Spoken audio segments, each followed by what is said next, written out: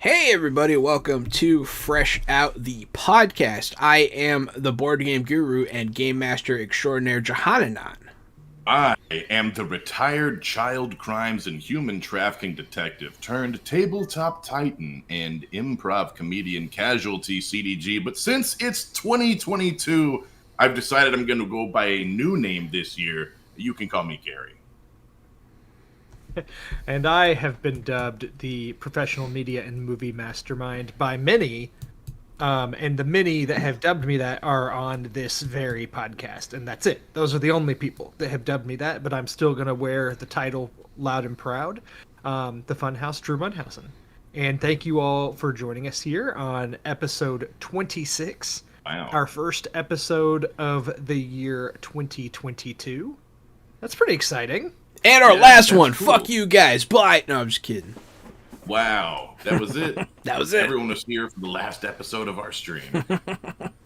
It's kind of exciting as new podcasters. I mean, we really started the podcast about 6 months ago because we're on episode 26. Weekly, So it's yep. about half a year. A little over. And now we're starting the year off with a podcast, with a recording session. So it'll be fun to see how this year goes and how it changes and how it grows or doesn't grow or what we decide to do with it. Dare I say this year is starting off with a bang. We're recording on the 1st at night, and there are fireworks going off in all three of our backgrounds. So for anybody listening who's hearing popping in anybody's background, it's not your speakers and it's not our audio. It's everyone's festive. A day late.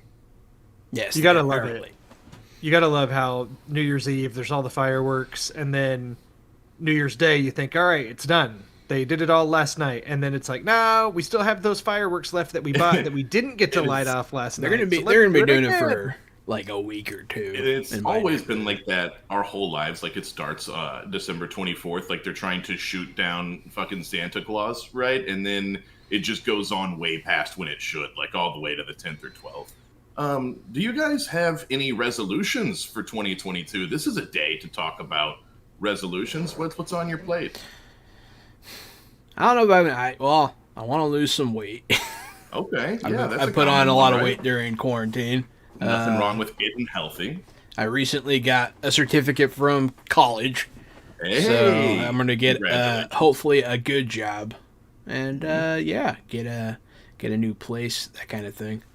Those are some good ones. Those are some good resolutions. How about you, Drew?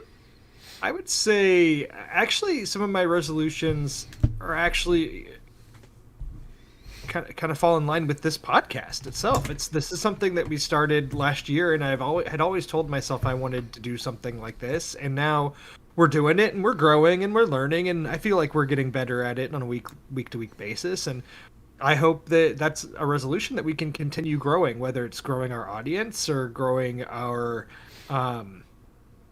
connections, with Yeah. people and branching out. And I think that that's a big goal of mine. I mean, there's also of course all the health stuff like Jahan has said. I think that's kind of every year for me for sure.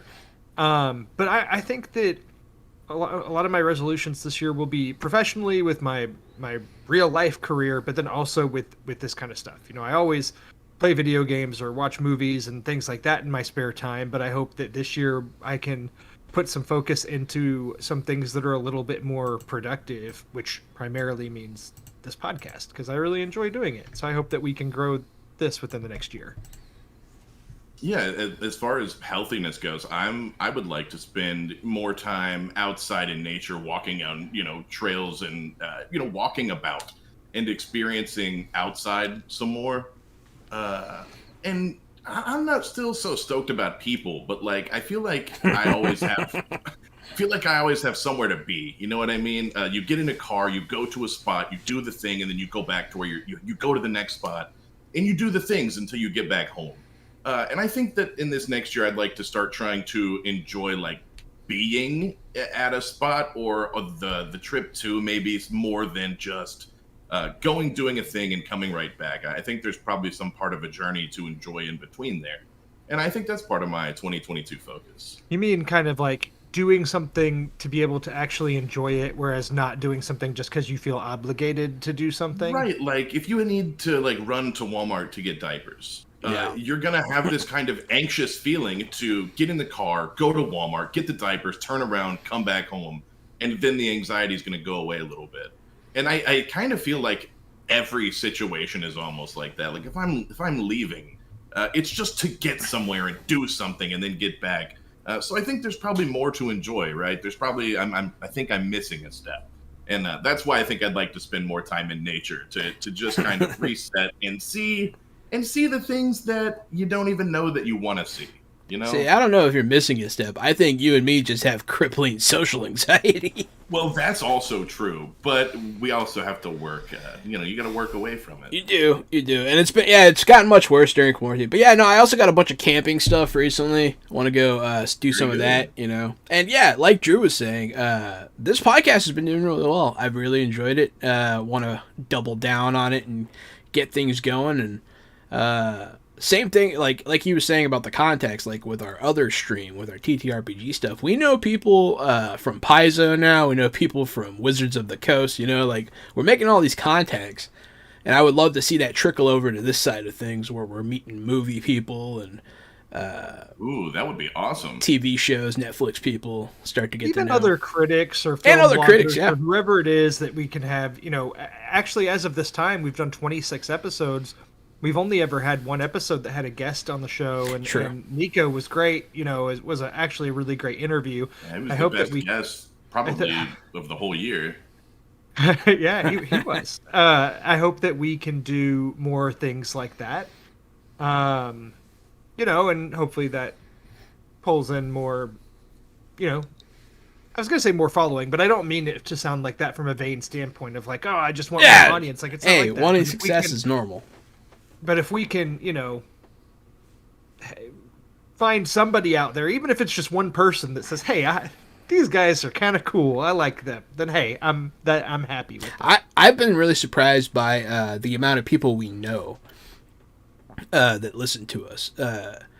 Kyle, guess where Kyle listens to us, I found out recently. Apparently, we're his favorite bath time podcast, which is really weird. So hi, Kyle in the bath. Good to see you. Weird. Kyle's naked right now. Only if he's listening to us. He's behind. But also, like, my uncle listens. Like, I don't know, man. Like, a lot of people... Does that mean your uncle is naked right now? No. I hope not. I know that Robert listens to us, and that means that Robert listens to... Yeah, no, we've had a lot of support from a lot of people. Is what I was going to say. He could be naked right now. Connor could be naked right now. This is a slippery slope speculating on who could or couldn't be naked right now. Look, first of all, the people they're listing right now are people that we know in real life. So if you don't know us in real life, feel free to reach out to us on social media. Maybe we'll shout you out on the podcast someday too, as a random person that let us know. Listening to us naked. Yeah, let us know, clothed or not clothed, for listening. Bath Time Podcast. Yeah, that's right. The best bath time podcast. Fresh out the podcast. Fresh out the bathtub. I was thinking the other day about maybe the worst invention ever.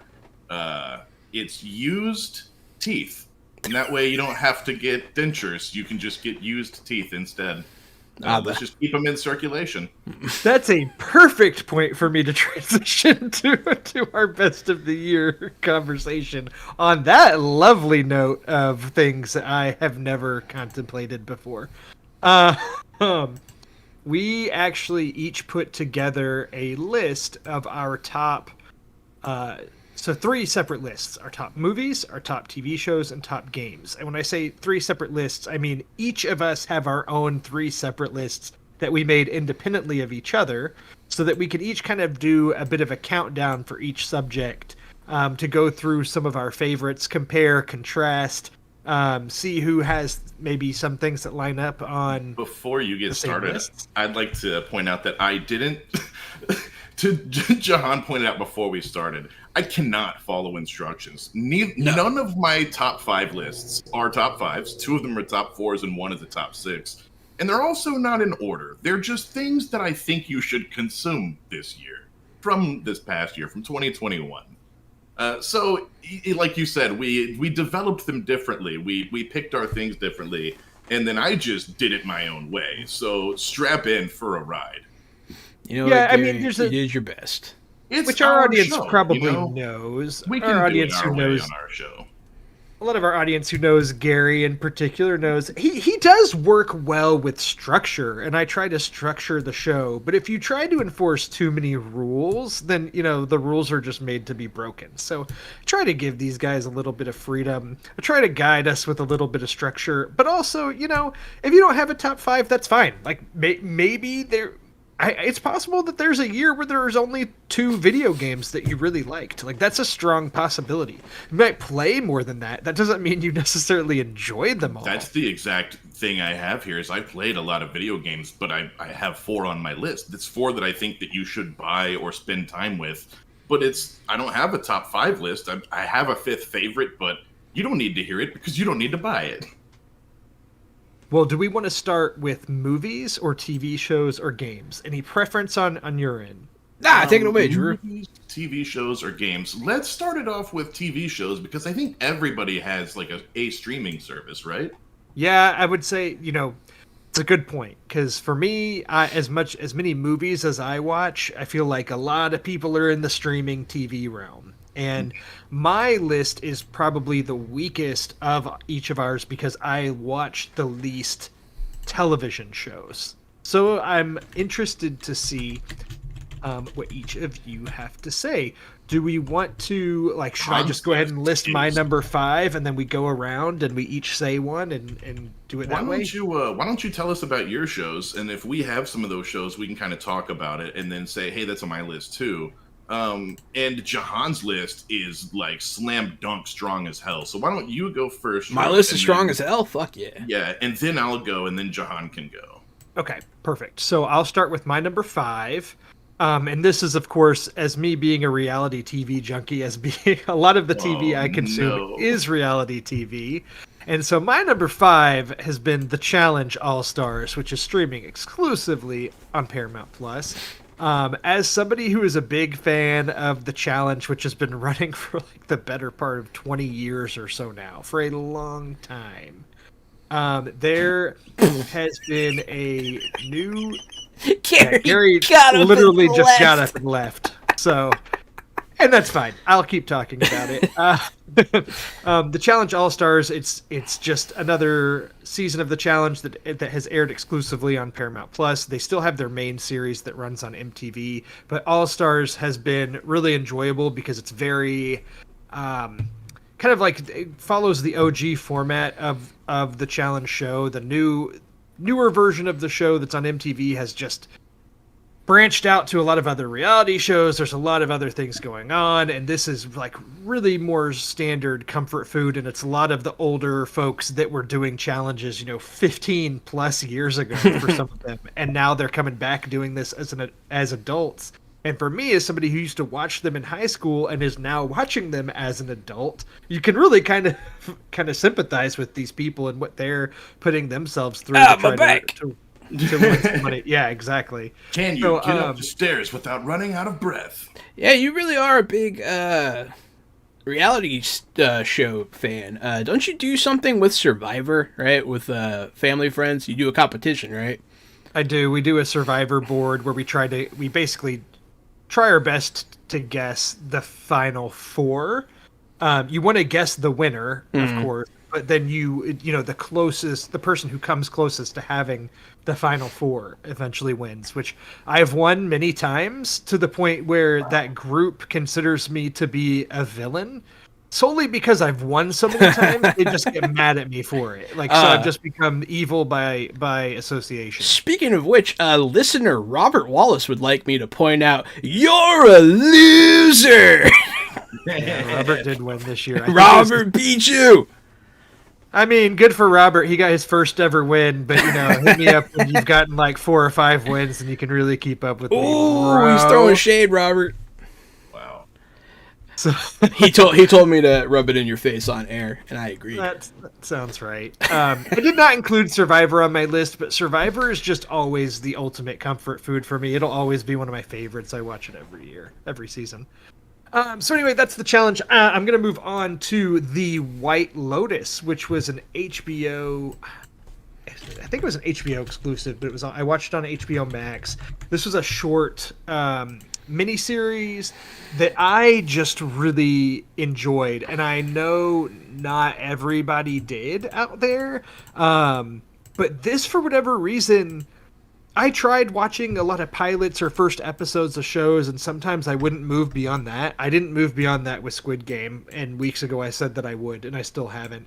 But The White Lotus, for whatever reason, it got me. It hooked me. I watched all 6 episodes of this and really liked it. I thought there were some excellent performances. I thought near career best for Steve Zahn in particular, who was really enjoyable in it. Some other folks that I really liked. But there was just enough.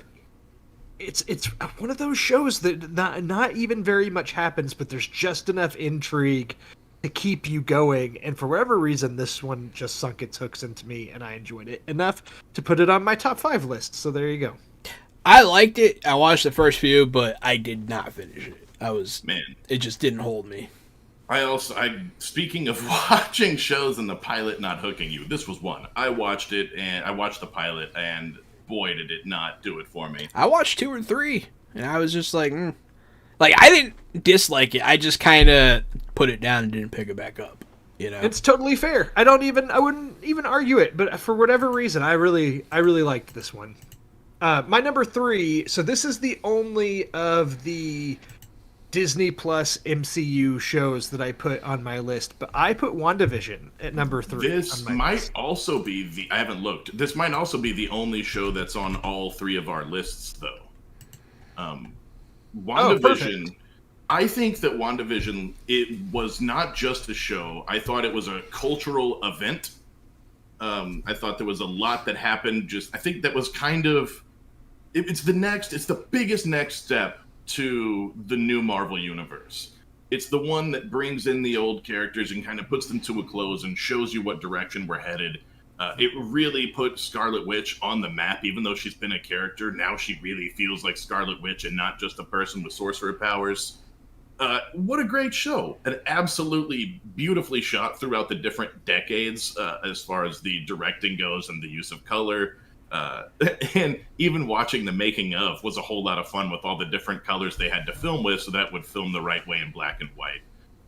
I loved WandaVision. It was absolutely great, and it might have been my number 1 for the year if my list was ranked. So that was your number 3, Drew? 3.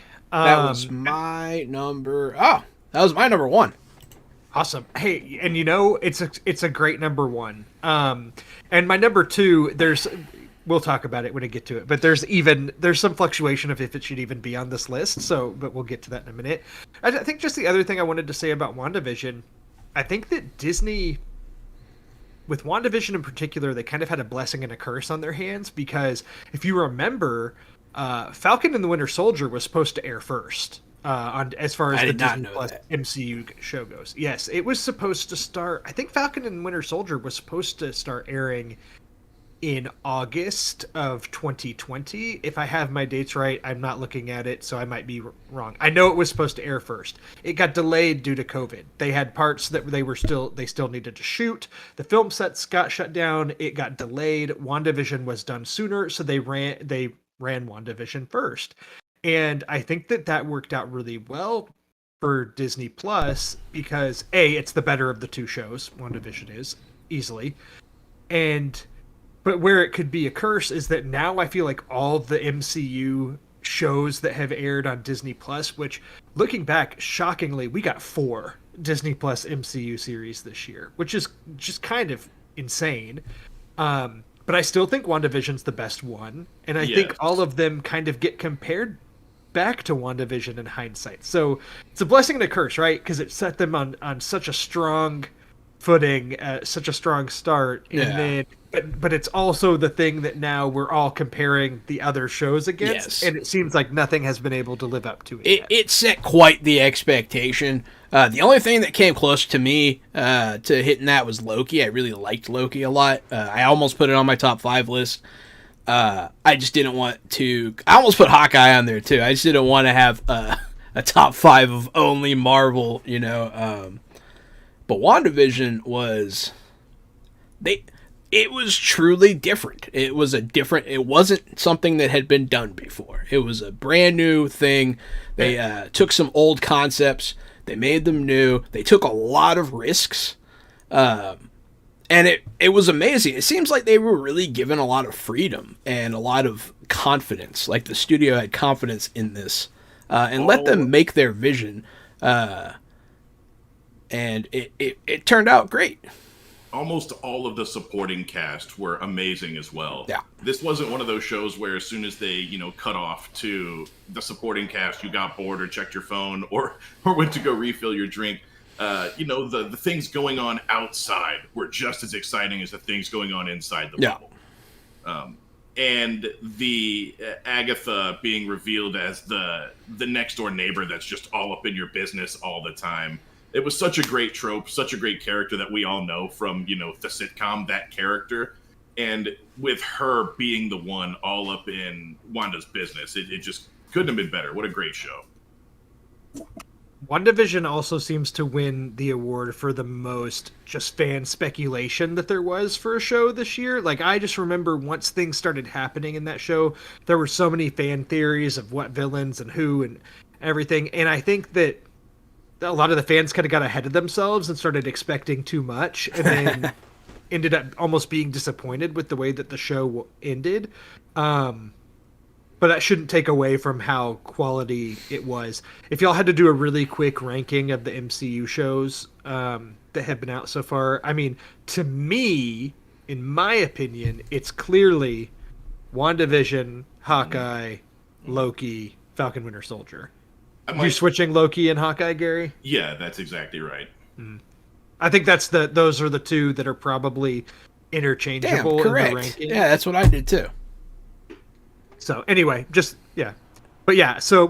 and it goes to show WandaVision is on each of our lists. If you're going to watch one of these MCU shows, this is the one to watch. But let's be real, if you're watching this, you're probably watching all of the MCU shows. Anyway. Also, let's be honest, if you're going to watch 2 MCU shows, watch WandaVision and then go get Netflix and watch Daredevil.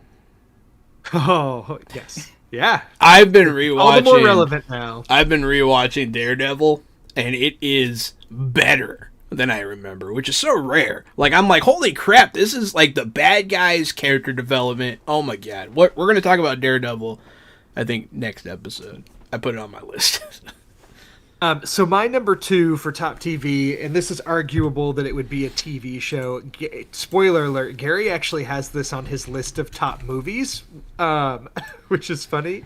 But anyway, I'm going to keep it here on my TV list. It's debatable, but I put Beau Burnham inside, which is Beau Burnham's, pretty amazing special that he created during quarantine that aired earlier this year on Netflix that I will say, for me, at least my circle of friends and podcasts I listen to and everything, this really seemed to make an impact with people. Like, a lot of people watched this. A lot of people were listening to the songs after. It's really hard to categorize it because it's not necessarily it could be categorized as a comedy special. It is nowhere near a traditional comedy special. It's really more artistic than that, so it could be categorized almost as a movie, but I put it here as under my top TV. So I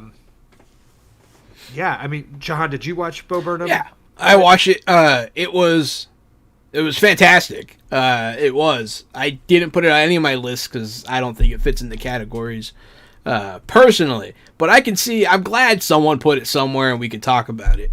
It was one of the best pieces of media put out in 2021 for sure. And the songs alone are worth it. The songs have successfully embedded themselves into our society. Like, I hear that Jeff Bezos song all the time. People use it to talk shit on Jeff Bezos, so that's awesome. He kind of dragged his nuts on that guy, which I am very proud of a fellow millennial for doing.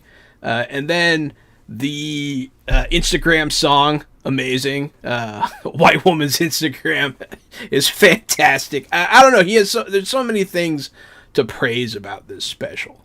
And I'll put it this way, it's on my TV list also because frankly, I just haven't watched as many other TV shows, and if I didn't have this on the list, my list would probably just be 4 shows. And with this, I'm able to have it be 5, whereas if I put it on my movies, it'd have to be in my top 10, or excuse me, not my top 5 there as well. And frankly, I just don't want to bump one of the other one of the movies off my list. So this can rest comfortably here as the number 2 spot on You'll my get no argument TV from shows. me. Show, I guess it's a show, it's a movie, whatever. It's a special, right? It's neither one, every bit stand up.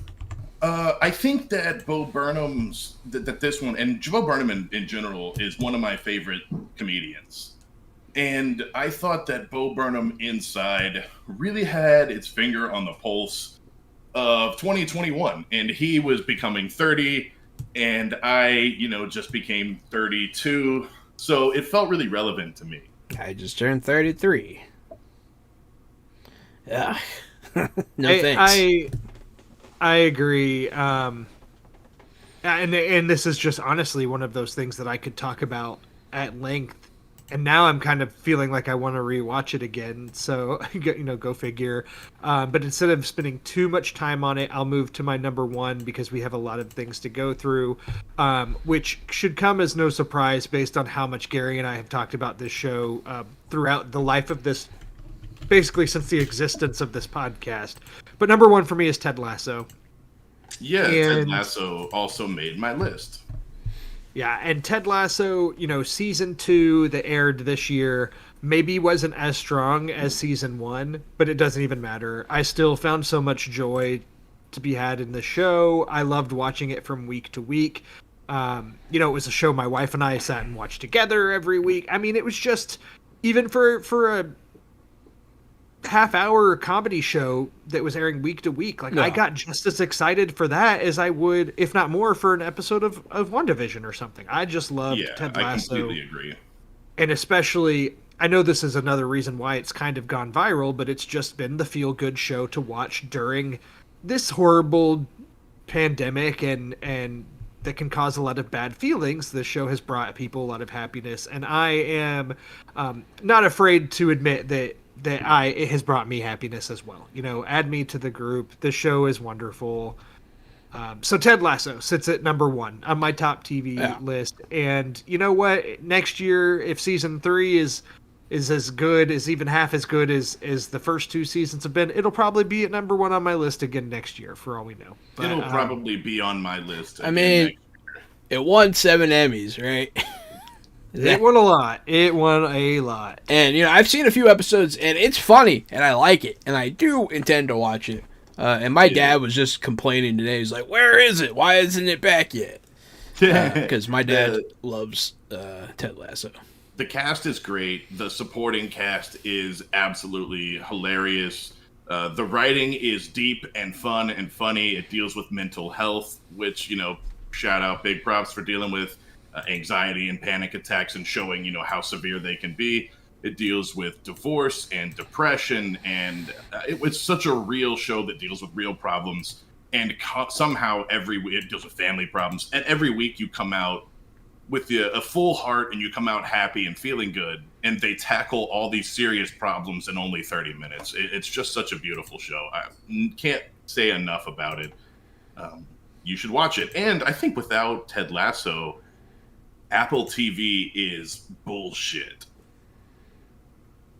I think Apple TV actually has some pretty good stuff on it. I have trouble watching it because I don't have Apple TV. I will say this: Apple TV will be coming up on my top movies of the year, so it will be coming up again. But okay, so we'll get to that. That's a little. It is not bullshit. I mean, so I watched some of The Foundation. I didn't finish it because, like I said, I don't have access. But that show is crazy, and it does some cool things. So Apple TV, they have some stuff, man. I really liked it when I saw Foundation 2, and just it came out at a time where I had like a million other things that I was wanting to watch, especially as we started getting into the fall, like award season and things. A lot of things coming out there. I do plan to revisit it. I think that Oh gosh, you all are going to get me on an Apple TV tangent, and I don't want to. We will circle back. But they are making good investments. It's just not there yet. So I understand where Gary's coming from. I think it'll get there. I think it'll get there too. I think that they are doing smart stuff as well. Yeah, sure, they'll get there, but without Ted Lasso, and heck, just buy a new Apple product. They'll like throw in 2 years for free because that's what they've been doing to get it out there. Like, just go buy some new Apple product. You'll get easy access. I promise. I just got a new iPad recently, and it's like, oh hey, here's an additional 3 months of Apple TV Plus added to your subscription that I don't even have to start paying until April of this year anyway. So it just keeps getting bumped. Hopefully, I will have money to do so soon. I just got done. Do they make Oculus? Is that Apple? No. Facebook owns Oculus. Okay, that's Facebook. I just got to play with one. That's Meta. That's right, Meta now.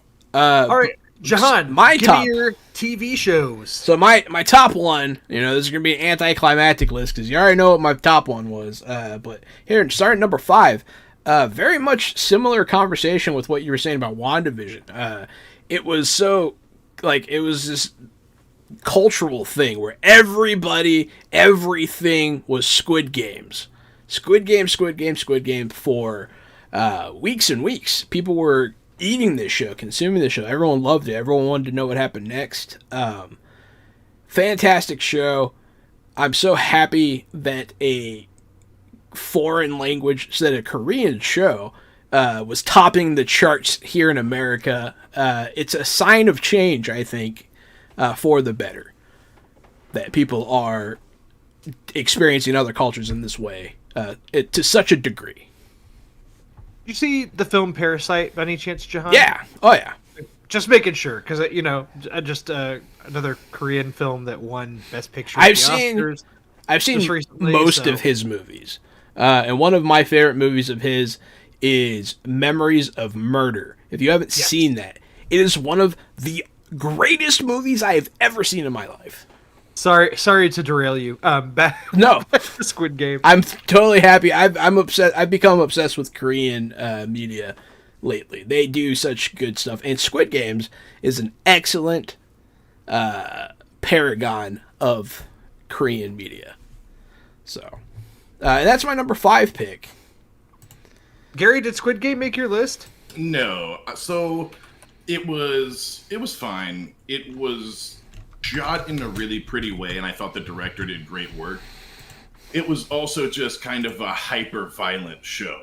And even though That's right, I'm remembering our conversations on it now. Sometimes I like hyper-violence, and sometimes you'll think I'm, contradicting myself when I like violent stuff.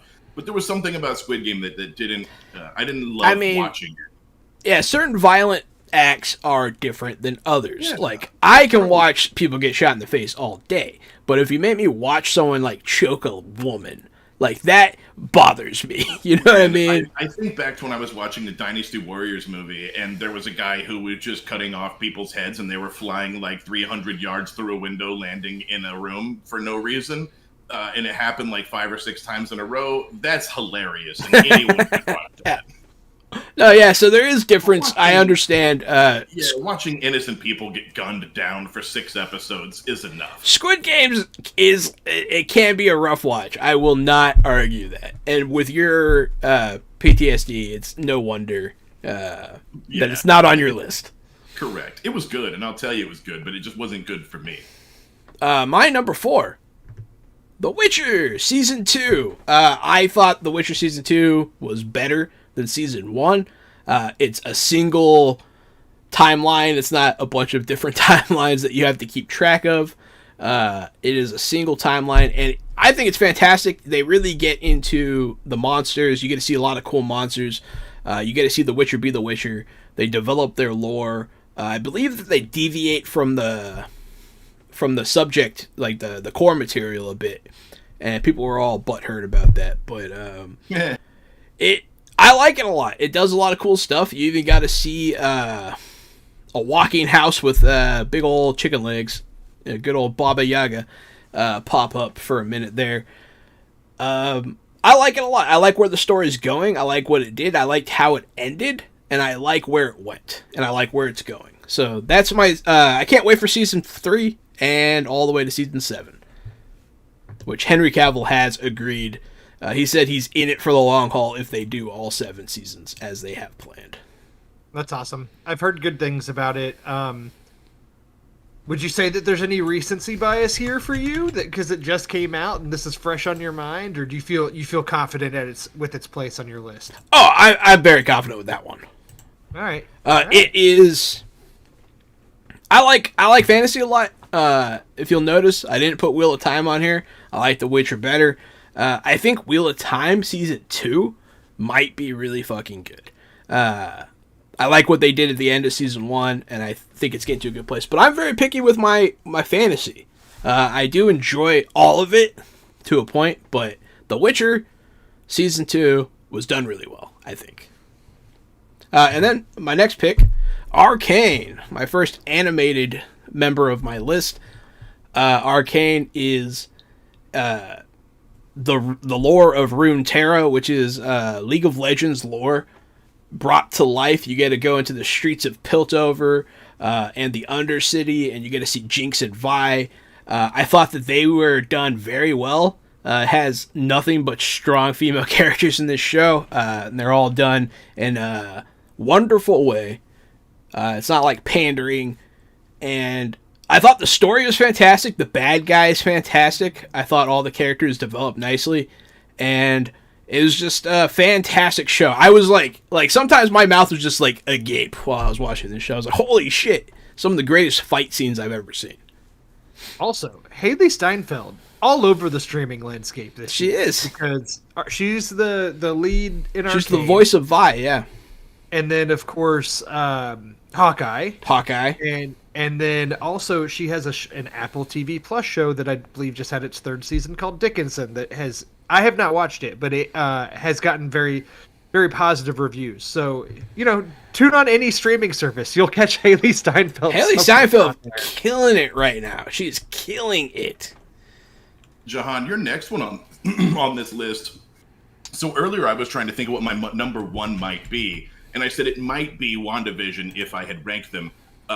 It also might be Invincible, which came in at your number 2. Right, my number 2 pick. I almost forgot that it came out this year. And I was like, oh man, because I was going through looking through everything. I was like, Invincible came out this year? That has to be on my top 5. It hit my top 2. Probably. So there's a lot of Marvel stuff. A lot of cartoon. All the Marvel universe, all that stuff. This is some of the greatest superhero anything I've ever seen. It's fantastic. They somehow managed to have the main character. He's very similar to Superman. He is, but he's like if you haven't seen it, he's stuff, whatever. But he's very similar, but completely different. They managed to have a lot of similar characters, but the show is its own. It's unique. I love it. It has the main character, Invincible, is an Asian American, which is fantastic. I believe he's Korean, half Korean, and then half Viltrumite, which is an alien species. It took me by surprise. I was not expecting to see one of the greatest things ever when I turned that show on. If you haven't seen Invincible, you're crazy. Yeah, it might be the best superhero thing. And if it isn't the best superhero thing, then it damn well might be the best animated superhero thing. I can almost say with 100% it might be the best animated superhero thing, period. Yeah. It is a violence warning on this one, though. Oh, boy. Invincible, it toes that line of almost being too violent at times. They really tell a message with their violence sometimes, and they let you know how just grotesque and horrible something is. That's usually why they use it. But sometimes their artists are a little violent, happy. And a little. Just a little. But I agree, it does seem that most of the violence is done with purpose. Correct. God, it's such a good show. If you haven't seen it, this is my number 2. And then my number 1, we talked about already. WandaVision, yes, it beat Invincible. I wouldn't consider WandaVision a superhero show, really, though. But, yeah, that's my top 5 list of things I've been watching. I watch a lot of shows. I'll say that I do consider WandaVision a superhero show, but I think that WandaVision has every single element of the superhero story that Invincible doesn't have, and vice versa. It's fair. Like, if you want to, those are the two best superhero things to watch this year, and you should watch them both. It's been a great year. Genre counter programming, which is very weird. It's a great year for superheroes. That's all you really need to know. If you're a superhero fan, you lucked out this year. Speaking of a great year for superheroes, I have 3 shows left on my list that haven't been talked about. My first one is My Hero Academia. My Hero Academia it's such a great superhero story. Again, it's another great superhero story that it didn't start this year. We're in season 5, but it's still continuing. It's still an ongoing show, so it's still current. The subbed episodes are out. The dubbed episodes aren't. My Hero Academia, it immediately made me want to play a superhero tabletop role-playing game. And now we have like 5 or 6 tabletop games under our belt, maybe even 7 for superheroes. And it's all because of My Hero Academia. Like, I wish they could get the money for that because it's their fault. And I want to play a hero in that setting, that story. I want to do, the grow up through low powers, grow up through high school thing, go to superhero high school, get under a hero's belt as like an intern at a hero agency, and then, become a sidekick, stuff like that. All of that seems like so much fun. And My Hero Academia is truly a joy to watch with the powers. And it's the first episode isn't really the show. It doesn't set the pace. If you watch the first 3 and you're not totally into it by the first 3, I don't know what to tell you. My Hero Academia is great, and I'll continue watching it until it's done. Yeah, I'm also a huge fan of My Hero, and the movies have broken the box office, I believe, in Japan, and it's a great show. It really is. It does have some problematic stuff in it, but hey, so does a lot of anime. It is fantastic, and it's written by someone who is a huge fan of Marvel. They say in their interviews, that's a lot of it's inspired by that, and American superheroes in general. I love it. Yeah, it definitely has an American superhero. It's an anime, right? It's Japanese anime, but it has an American superhero vibe to it. And it's just a really cool mix mash of cultures. It's a lot of fun to watch. And yeah, All Might's a great American superhero. All of his moves, he like calls out state names and city names. Alabama smash. Alabama, yeah, it's really funny. I have 2 more shows. They both take place in New York. Hey, look at that. One is Wu-Tang Clan, which you guys have heard about Wu-Tang almost the length of the entire podcast. And yet nobody has watched Wu-Tang, an American Saga, except for me, so why do I even talk about it? Wu-Tang was one of my favorite things to watch this year. I waited every single Thursday until 11 p.m. when it would come out, and then I would go downstairs and watch Wu-Tang. I wouldn't wait for the next day release. I loved it. Annie and I loved watching it together. It's a biopic, it's a music story, it's a crime story. It just has enough family and challenge and adversity to keep you interested. It's just a little bit of everything. And I enjoy it. I say keep you interested. It doesn't keep anyone except for me interested, apparently. And my final show is this. I keep saying it might be my number 1. See, this is why I didn't bother putting anything in order, because How To with John Wilson is one of my favorite shows I think I've ever seen in my entire life. But it isn't better than Invincible, and it isn't better than WandaVision, because it's a first-person documentary with candid interviews with people off the street. It's weird as hell. I will say, I had never heard of the show before you mentioned it a few weeks back, and since you mentioned it, I have seen other people tweeting about it, and I've seen it in the conversation, and it sounds like people have very similar opinions to you, or they're just super intrigued by it. I definitely do want to check this out. I just haven't gotten around to it yet, but I'm intrigued to at least just put on an episode. and see what's going on here. So seriously, the first episode is the one. That's the one to do. It's all about small talk. It's easy to watch. It's super funny. And then the second episode is about scaffolding. And so, like, as a person from Houston, you're just like, what? How to scaffolding? Who gives a shit? But he's in New York, and he goes on to explain how much scaffolding there is and why it matters and what the whole purpose of scaffolding is. And it's just something about the way he delivers a story that you just can't stop watching. And his editing is so funny, especially as a guy like you who watches movies and notices directing and editing. He just has this skill and this talent for catching the most bizarre shit in the background of everyday normal scenarios. And his editing style is just like, he's looking at a thing and the thing in the back is just like, what the fuck? And then that's the story he's on. That's the thing he's following. So it will just make you laugh out loud. How To with John Wilson. Can't recommend it enough. And that's it for our shows, ladies and boys. Yeah, that is that is fresh out the podcast's top TV for... So I would say that there are a couple bleedovers. There is WandaVision. There's the Beau Burnham special.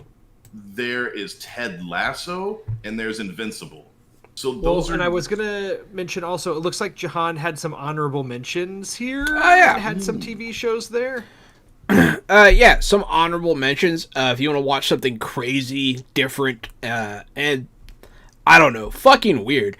Brand New Cherry Flavor is captivating. It is fantastic. I recommend it. It's on Netflix. It's a Netflix original. The leading lady is amazing. The content is strange witchcraft stuff. It gets to a really weird place, and some of the weirdest stuff I've ever seen happens in this show. Including some body horror stuff. Just body horror mixed with pornography, I feel is the best way to describe some of this. But yeah, check it out. It's interesting. Don't watch it with your kids. And then also Cowboy Bebop. I didn't put on my list, and I really like Cowboy Bebop. I liked it a lot. The Netflix remake, I feel, did the subject matter justice. The casting was fantastic. Spike was great. Jet was the most perfect casting I've ever seen. Is this wound still sore for you? Is what? The cancellation? Is the wound still sore? I've gotten over it a bit, but I'm just so sick of toxic fans shitting on stuff. Like, you don't own the thing. You like it, and you can like it or not. But fuck off. Like, people... Unfortunately, as long as the internet is around, that will be a thing. Yeah, it's true. It's just, man, like, people make death threats to these people. It's like, calm the fuck down, man. Like, grow up. Cowboy Bebop should not have gotten shit canned after the first season. No. I agree with Jahan. Maybe it wasn't the best show ever, and maybe it definitely wasn't as good as the anime, but everyone knows that. Who gives a shit? It was a lot of fun to watch. I thought it was as good as the anime, personally. It was an awesome show, and I can't believe it got canned after one season. Especially so soon after it did. Yeah, that's just... it's not fair, and it's wrong. And then, like... I want to honorably mention Disney Plus for giving us all these amazing shows to watch during these terrible times. It's been a journey. I've seen every episode of every MCU thing they've put out, and I loved it all. So thanks, Disney Plus. I liked it a lot. Yeah, and worth noting, the Book of Boba Fett the first episode just launched earlier this week, so we only got one episode in 2021 that'll finish out this year. But I won't get into that. But depending on where it goes, how it goes, there's a chance that it could have been on my list had it all come out this past year. So we'll see. We'll see where. I liked the first episode. I liked the first episode. We'll get to it next week. We'll get to it next week. Yeah, Boba Fett. Perfect. Well, it looks like those were your TV honorable mentions. So, are we moving on to games or movies? Do we flip a coin or do we make a decision? Let's keep it in the watching stuff, I think. Let's go on to movies. Okay, sounds good. We're thinking we're in that mindset right now. So I agree. I've got a movie on my list that is on everybody's list, so we can just start with that if you don't mind. Sure. Also, my list is now only 3 instead of 5 because I had Beau Burnham listed on my list for movies. So I have a quick list. Dune, right? Dune came out this year, and for some reason, somehow, we all put it in our top list. So Dune is certified fresh out the podcast, apparently. Absolutely. Jahan and I both had Dune at our number 3, and what more can you even say? We literally did an entire episode dedicated to Dune. Truly, what more could we say? I've rewatched it. I saw it in theaters. I watched it again on HBO Max. It comes out on 4K UHD disc in just a couple of weeks, and you can guarantee I'll be picking that up, and I'll probably give it a third watch. So there you go. I'll probably watch Dune again when we're closer to the release of Dune 2, and by probably I mean that I will, because I didn't dislike Dune. I did think it was long. I did think it was kind of boring, but I thought it was also absolutely beautiful when it was boring, so at least there was something to look at. I thought the acting, fantastic. Oscar Isaac's, fantastic. And then Charlemagne, fantastic. Everyone in the main cast did a fantastic job of playing who they were. They really developed the characters right before your eyes. You really got a feel for who they were. The cinematography was beautiful. No one can argue. It was some of the most beautiful camera work ever. Denis Villeneuve directed the shit out of this movie. I mean, let's be real. It's just, production design from beginning to end. Everything about it is wonderful. Jahan and I both had this number 3. Gary had it on his list. So, Dune. If you want to hear more thoughts of ours about Dune, go back in our episode list here. Yeah, we talk about Dune a lot. And go watch our Dune episode. Or go listen to our Dune episode, I mean. We actually just finished our 10-episode actual play of the Dune TTRPG from Modiphius Entertainment the other day. It was one of our most viewed finals I think we've had. And it ends roughly around the time that the movie ends. I don't know how that managed to happen, but it did. So, very cool. Well, I will say, so all the movies on my list, it's kind of interesting. They all came out in the latter half of 2021. So actually all of these movies I've talked about at some point on the show. So I won't get too much into details. Number 5 for me on the list is The Last Duel. This is the Ridley Scott film that came out earlier this year that stars Matt Damon, Adam Driver, and Ben Affleck, and Jodie Comer, and it's a kind of medieval. It's been dubbed kind of the medieval Me Too movie because it kind of deals with the Me Too movement back then. But that is a very. It's a very. It's not a good way to describe it because this movie, it tells a great story. It's so well made, but it also kind of fits in line with other blockbuster movies. It has, I don't know, it just had everything that I wanted from a big movie this year, and it's unfortunate that it made no money and nobody went to go see it. It's okay. They blamed it on millennials and their cell phones. So yeah, that's good old Ridley Scott in his 80s saying stuff like that. Kids, you're gonna watch my movie about this rape and you're gonna like it. But I loved The Last Duel. My number 4 is Steven Spielberg's adaptation of West Side Story. I just talked about this here within the past couple weeks. I loved it. I am actually dying to see it again.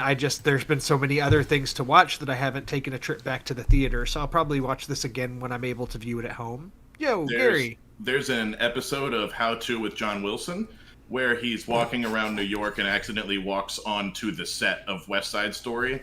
And he's confused that everybody looks like they're out of the 60s. And then he gets in trouble for filming the set and looking out of character. They make him go away. That's incredible. That's incredible. That's pretty funny. Yeah, West Side Story, just my memory of it is so positive. I need to see it again. I didn't put it at the top of my list because there's a couple other things that I think have just stayed with me a little bit more than it did. But I just still, I loved it. I loved West Side Story. Number 3 was Dune, which we already talked about. My number 2 is on Netflix, and it is called The Power of the Dog. And this movie stars Benedict Cumberbatch and Kirsten Dunst and Jesse Plemons and Cody Smith-McPhee. And it is it's very hard to describe this movie. It's directed by Jane Campion. It's a kind of slow burn Western thriller, but not a thriller. I just, if you have any interest in movies, no, I'm just kidding. It's just such an interesting movie, and where it goes, and the performances are very powerful, and it looks amazing. And this is another Netflix kind of awards season power play, but this one's really great, and it's having me interested in going to revisit some Jane Campion films, because she has not made a movie. This is the first movie she's made in like over 10 years, and it's getting a lot of attention. Ironically, she directed a movie called The Piano, which came out in 1993, that I believe may have won Best Picture. Hold on. This is important that I get this right, because there's an interesting little Easter egg here for those that follow the Academy Awards. And it is... This is great podcasting. This is great podcasting, Drew. Yes, okay. Jane Campion was nominated for Best Director the year that this movie came out in the 1994 Oscars. So Jane Campion nominated for Best Director for The Piano against Steven Spielberg, who directed Schindler's List, and Steven Spielberg won his Oscar that year.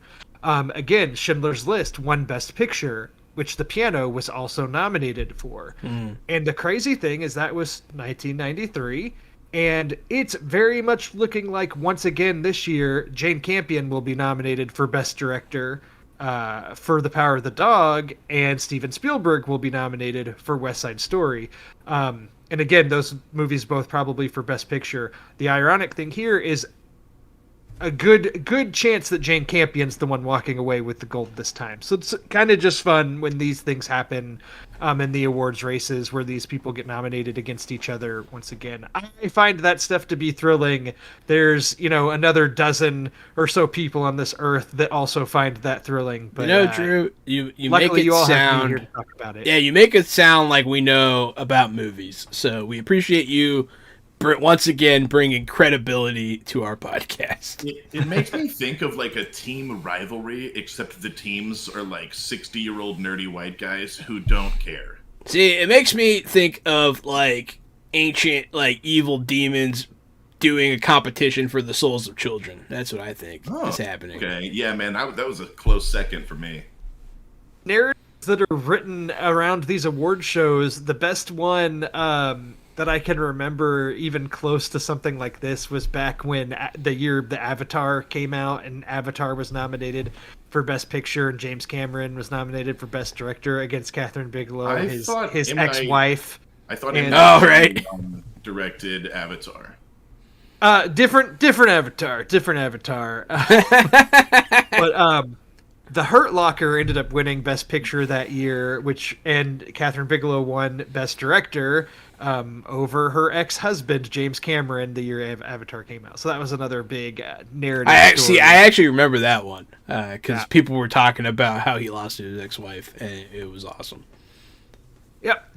So moving on. Sorry to hold us up here with my randomness. My number one movie of 2021 is Coda. And this is an Apple TV Plus original film.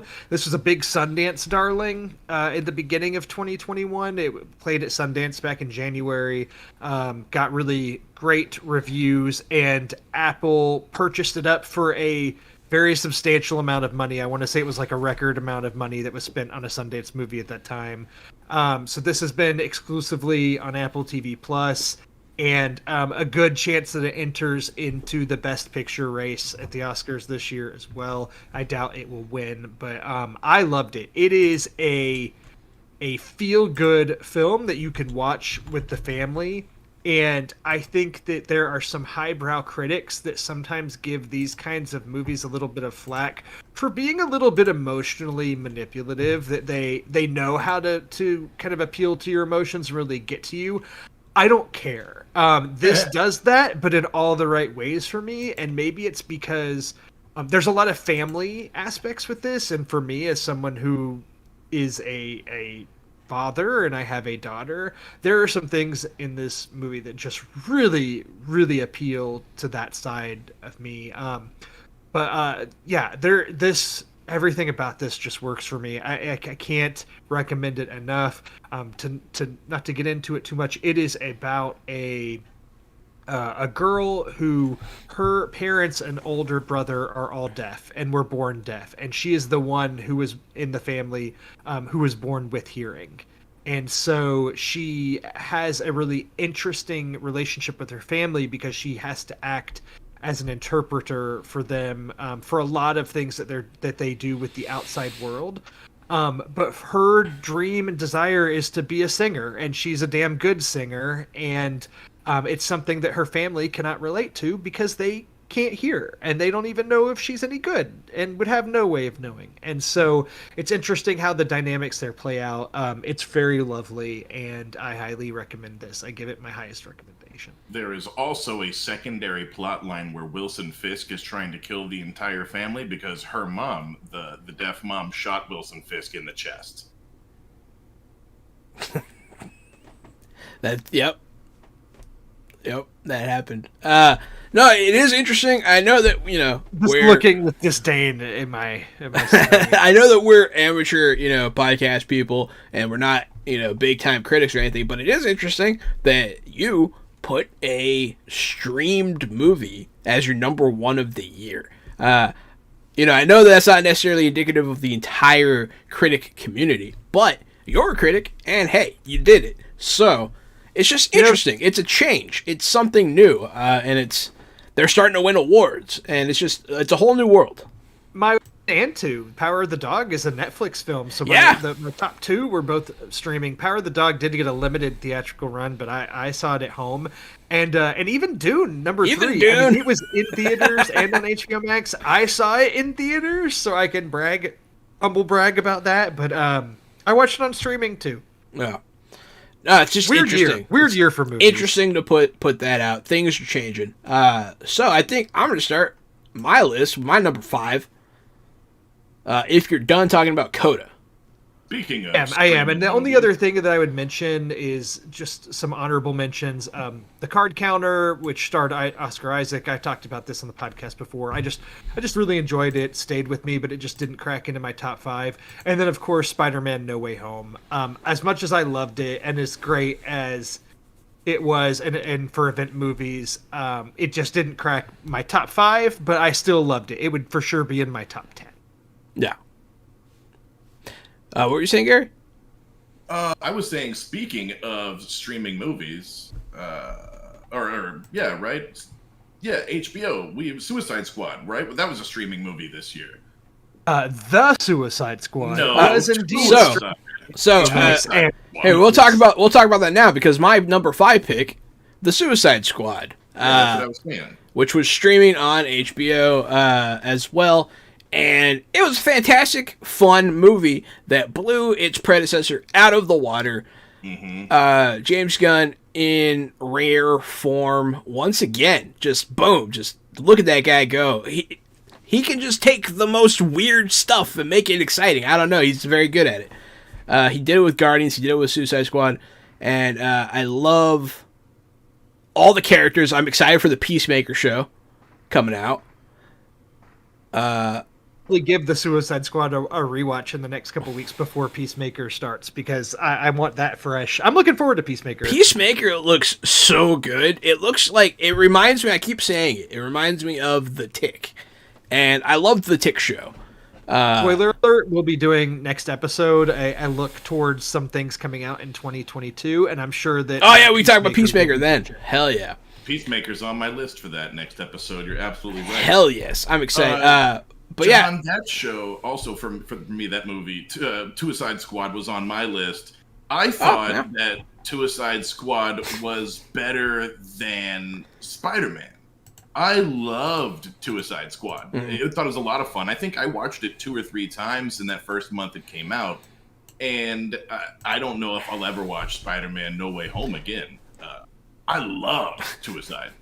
You know, Suicide Squad might be a more fun watch. I definitely can't say it's better. It has some issues. So it gets pretty fucking silly. But it's still a great movie. Spider-Man, No Way Home also, I thought it wasn't necessarily great. It was just a lot of fun. And I thought that Suicide Squad was more fun than Spider-Man. I would disagree. But, yeah, that's, I feel differently about Spider-Man. My second pick, the least favorite movie on my list of Gary's. Oh. What are you typing? I typed in pig. Pig with Nicolas Cage, but pictures of actual pigs came up. And I was like, oh no. Pig!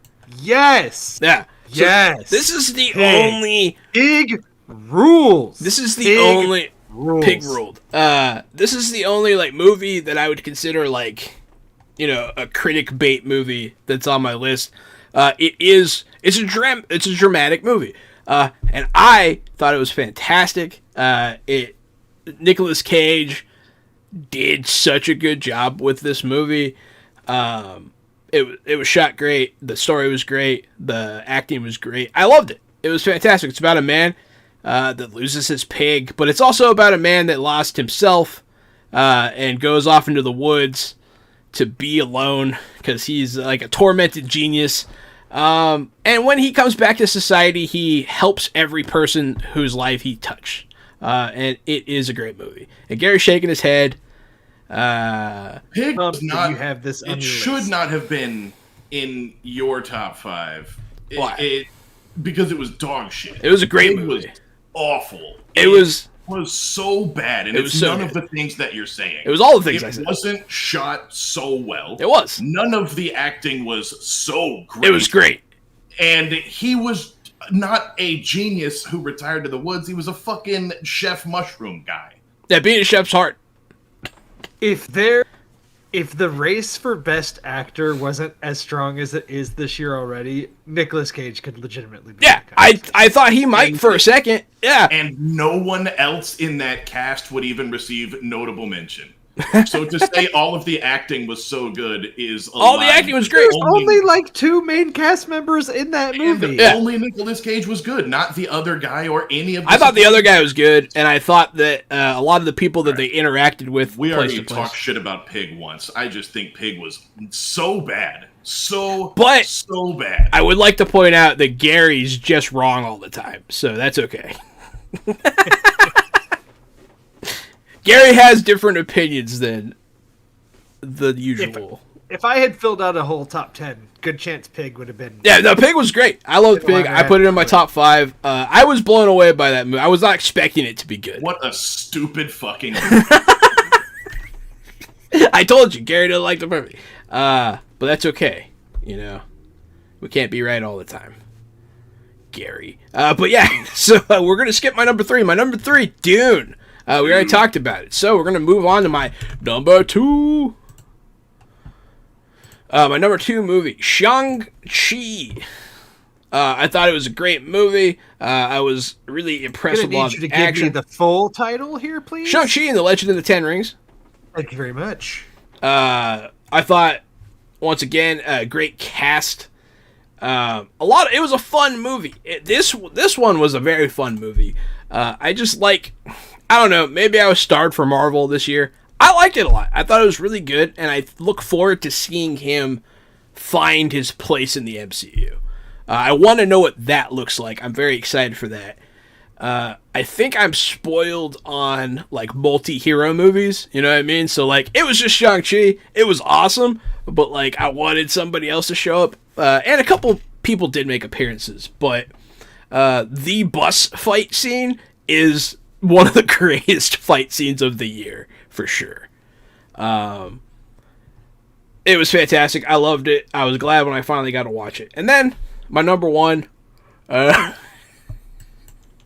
which Gary is gonna, okay, Spider-Man: No Way Home was my favorite movie of the year. Drew, you mentioned something earlier about it maybe just being recency bias. I don't know. Maybe. I feel like there's a lot of bias. Because objectively, probably not the best movie of the year. But for me, this was my... I cried several times. I watched it a second time. You can't all be right all the time, John. Sometimes the best movie of the year just isn't what you think it is. Yeah. Did it hold up well on a second watch? The second watch. So yeah, we were talking about that during our spoiler discussion before, and we were comparing it to Endgame, and I was like, I don't know if the same moments are going to get me the same way they did the first time, like they do in Endgame. Endgame every time. Some of the moments still hit emotionally for me, and I was surprised. I was like, oh wow, I didn't expect to well up at all at that. But it does hold up the second time. I caught a lot of stuff that I didn't see the first time.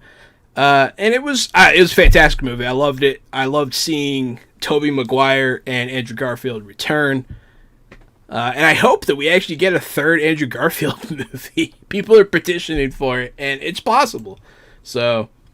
say spoiler alert for that, but I'd say it's been a couple weeks, and I think a lot of the spoiler embargoes have kind of lifted. I feel like the spoiler embargoes.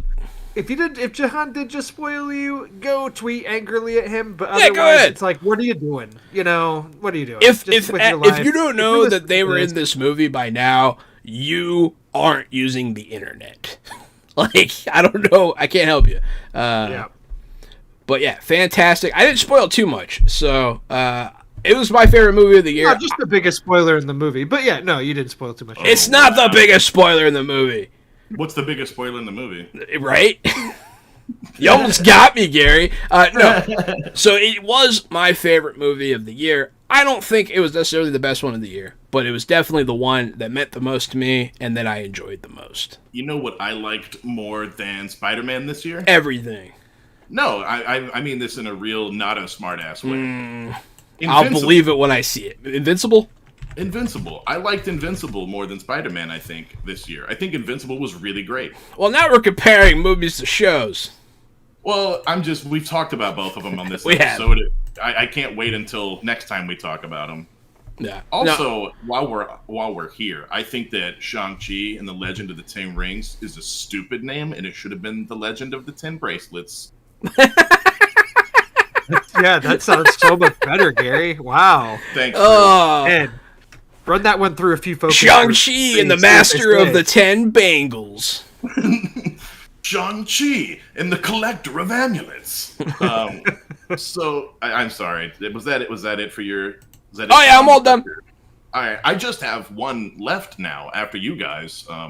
Because the other things were on everybody's lists, right? A couple of us said Suicide Squad, a couple of us said Dune, and the last one I have isn't even from this year, but it's now on streaming services, so it's the first time I've seen it, so it's new to me. I haven't seen it, so... I think earlier Jahan was talking about how the Marvel shows have been a really nice escape for him during the quarantines and during the pandemic, and for me, I got that feeling from Moonrise Kingdom.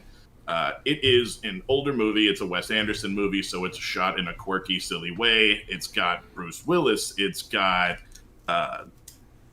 what's his name? The guy, Bill Murray, and it's about like a kid who's a great Boy Scout, and he's an orphan, and everyone kind of picks on him and pushes him down, and he falls in love with this girl. They're writing letters back and forth to each other.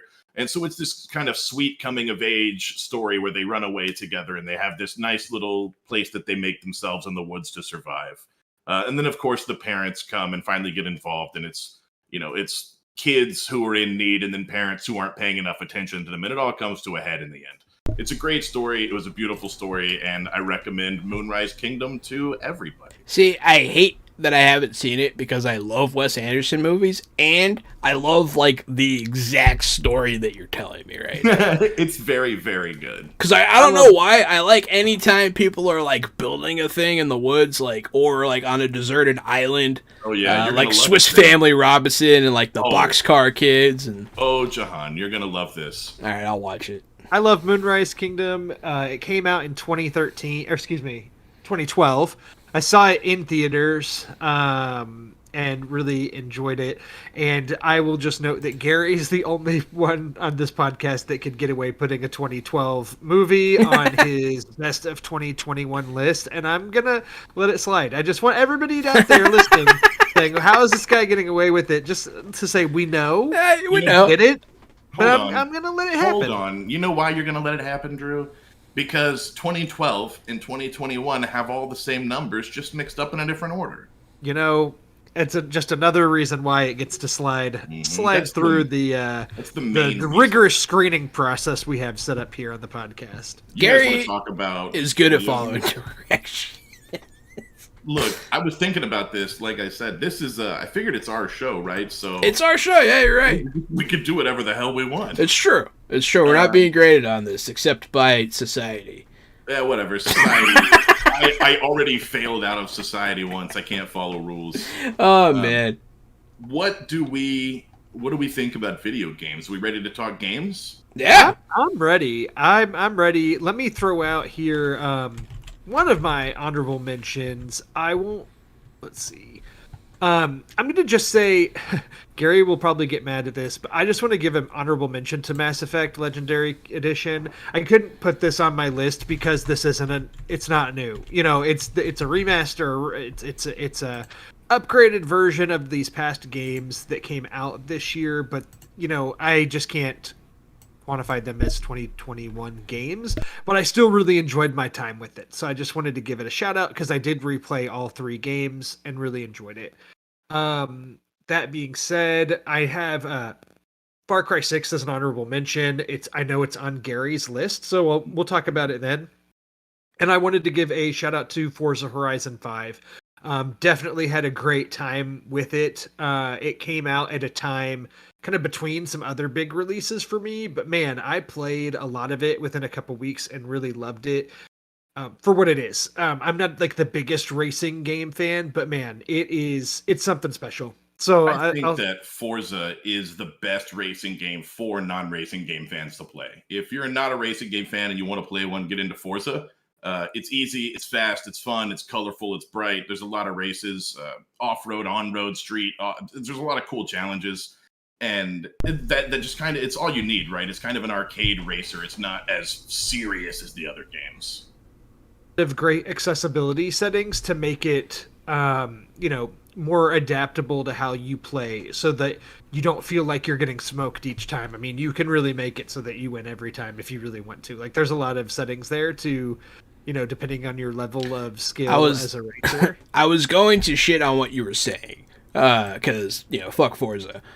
Play Mario Kart. But then you started talking about accessibility options, and those are always really important. And, it's good when companies do that. So I can't shit on them. It's also really cool in Forza, you can hit Y to, rewind. So, and you get less experience and less money for winning every time you rewind. So, you can drive and haul ass and then totally eat it, eat a wall and screw up, and then you hit Y, rewind, and then get back and you still win your race. But you don't win as big, which I think is fun for a new person to racing games. You don't just want to wipe out, crash, lose the race, and have to start over. That's really frustrating. Yeah. Yeah. So anyway, I just wanted to give that a shout out. But for my actual list, so of course for me, 4 out of my 5 are strictly single player experiences. So go figure. That just kind of goes to show the types of games that I'm drawn to. Except not my number 5. My number 5 was Halo Infinite, which I've talked about a lot the past few weeks. I was probably the highest on the multiplayer experience between the 3 of us, of course, and then I just got done with the campaign. I did complete it, and it had a lot of similarities to playing like a Far Cry game, except with a really cool grappling hook. And I just had a great time with Halo Infinite. It's a return to form for Halo. I, I mean, what else can you say? Other than I had a great time with it, and I think it's really great, and I think that they're going to continue modifying it. They've already added more playlists to the multiplayer so that you can do dedicated Team Slayer, or Fiesta, or I think. Oh, there's nice! Like that was a big issue before. Yeah, there's a hardcore mode, I think, that's like Ooh. no shields and just battle rifles or something is like it that. SWAT? Did they put SWAT back in? Yeah, maybe that's what it is. That was my favorite mode of Halo. And I think there's one other playlist that they added. So they're working on adding that stuff. They're going to continue modifying it, but yeah, I really liked Halo Infinite, but it's number 5 on my list. And number 4 was Marvel's Guardians of the Galaxy, which I've brought up before. I had a great time with this, and it's very similar play style to like the Marvel's Avengers game that Gary and me and Jahan have all played this year when it was added to Game Pass, except this is just very polished and strictly a single player experience. So the gameplay gets a little bit deeper there, but I really enjoyed the story. I had a great time with it. The story, sometimes the gameplay gets too held back by the story. I think there were times where there were cutscenes that were going on a little too long, and I was just ready to keep playing, which is why it's not higher on my list. But it did surprise me how much I enjoyed it. So number 4, Yeah, Marvel. the way you talked about this game, I actually almost picked up. Because I thought it looked kind of dumb. I was like, oh, you can only play Star-Lord, blah blah blah.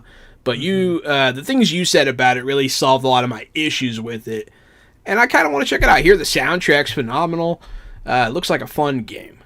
Yeah, there's enough control over your companions in the game to make it feel like you're playing as more than just Star-Lord, even though you only actually control Star-Lord. Yeah, that's important to me. Yeah. Yeah, my number 3 is Ratchet and Clank: A Rift Apart, which is a PS5 exclusive. I love the Ratchet and Clank games. I always have. I've loved them since high school and have played most of them. And this was just another great entry. And if you've played a Ratchet and Clank game, you kind of know what to expect. But basically, expect a lot of crazy guns that you can upgrade and kind of unleash a lot of chaos. And it's very charming. It's very funny, and the gameplay is great. My number 2, this is one that really surprised me how much I liked it. I loved Psychonauts back in the day, and man, did I enjoy my time with Psychonauts 2, which was, day one Game Pass game. This is made by Double Fine, which Microsoft acquired, and this was just a great platformer with crazy visuals. This just appealed to everything that I look for in a platformer like this. And then I will go to my number 1, which is Resident Evil Village, the 8th Resident Evil game. And 8th? Yeah, 8th.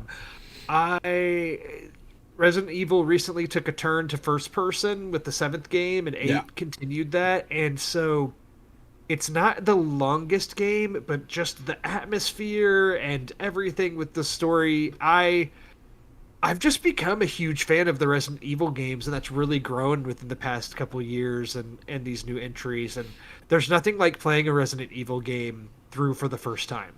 Yeah, they're built for replayability and continuous upgrading, but man, the first playthrough is just always special. So I actually, because you kept talking about it over and over again, so I jumped back into 7. I'm going to beat 7 now because I really want to play Village. I keep hearing good things, and I've been enjoying 7 a lot. And there have been times when I was like, man, I think I'm going to have a panic attack because, it gets intense, man. They got me a lot already. And I'm also very upset with myself that I didn't realize until just now that Village has 8 right there. in the in Roman numeral. I didn't notice that till just now. ILL. Yep. It's like the Resident Evil 6. Kayvon told me that the 6 is a man blowing a giraffe. And I can't unsee it now. So you should take another look at that. And you won't be able to unsee it either. Oh. That reminds me of a nativity scene and how I can never see Jesus and Mary praying over a baby, and now it looks like two dinosaurs screaming at an egg. Oh, right. I've seen that. Jahan, give me your top game of the year, and let's get through this so that we can. We've been going for close to an hour and a half. So yeah, let's get through these games. We're almost there. Yeah. So yeah, my number 5. Sorry. I didn't play. I tried to keep it to games that came out this year. I didn't play a lot of new games this year, but I played some. So Orcs Must Die 3. It is the continuation of one of my favorite series, period, ever. I love it. Had a lot of fun. Me and Gary played the shit out of it together.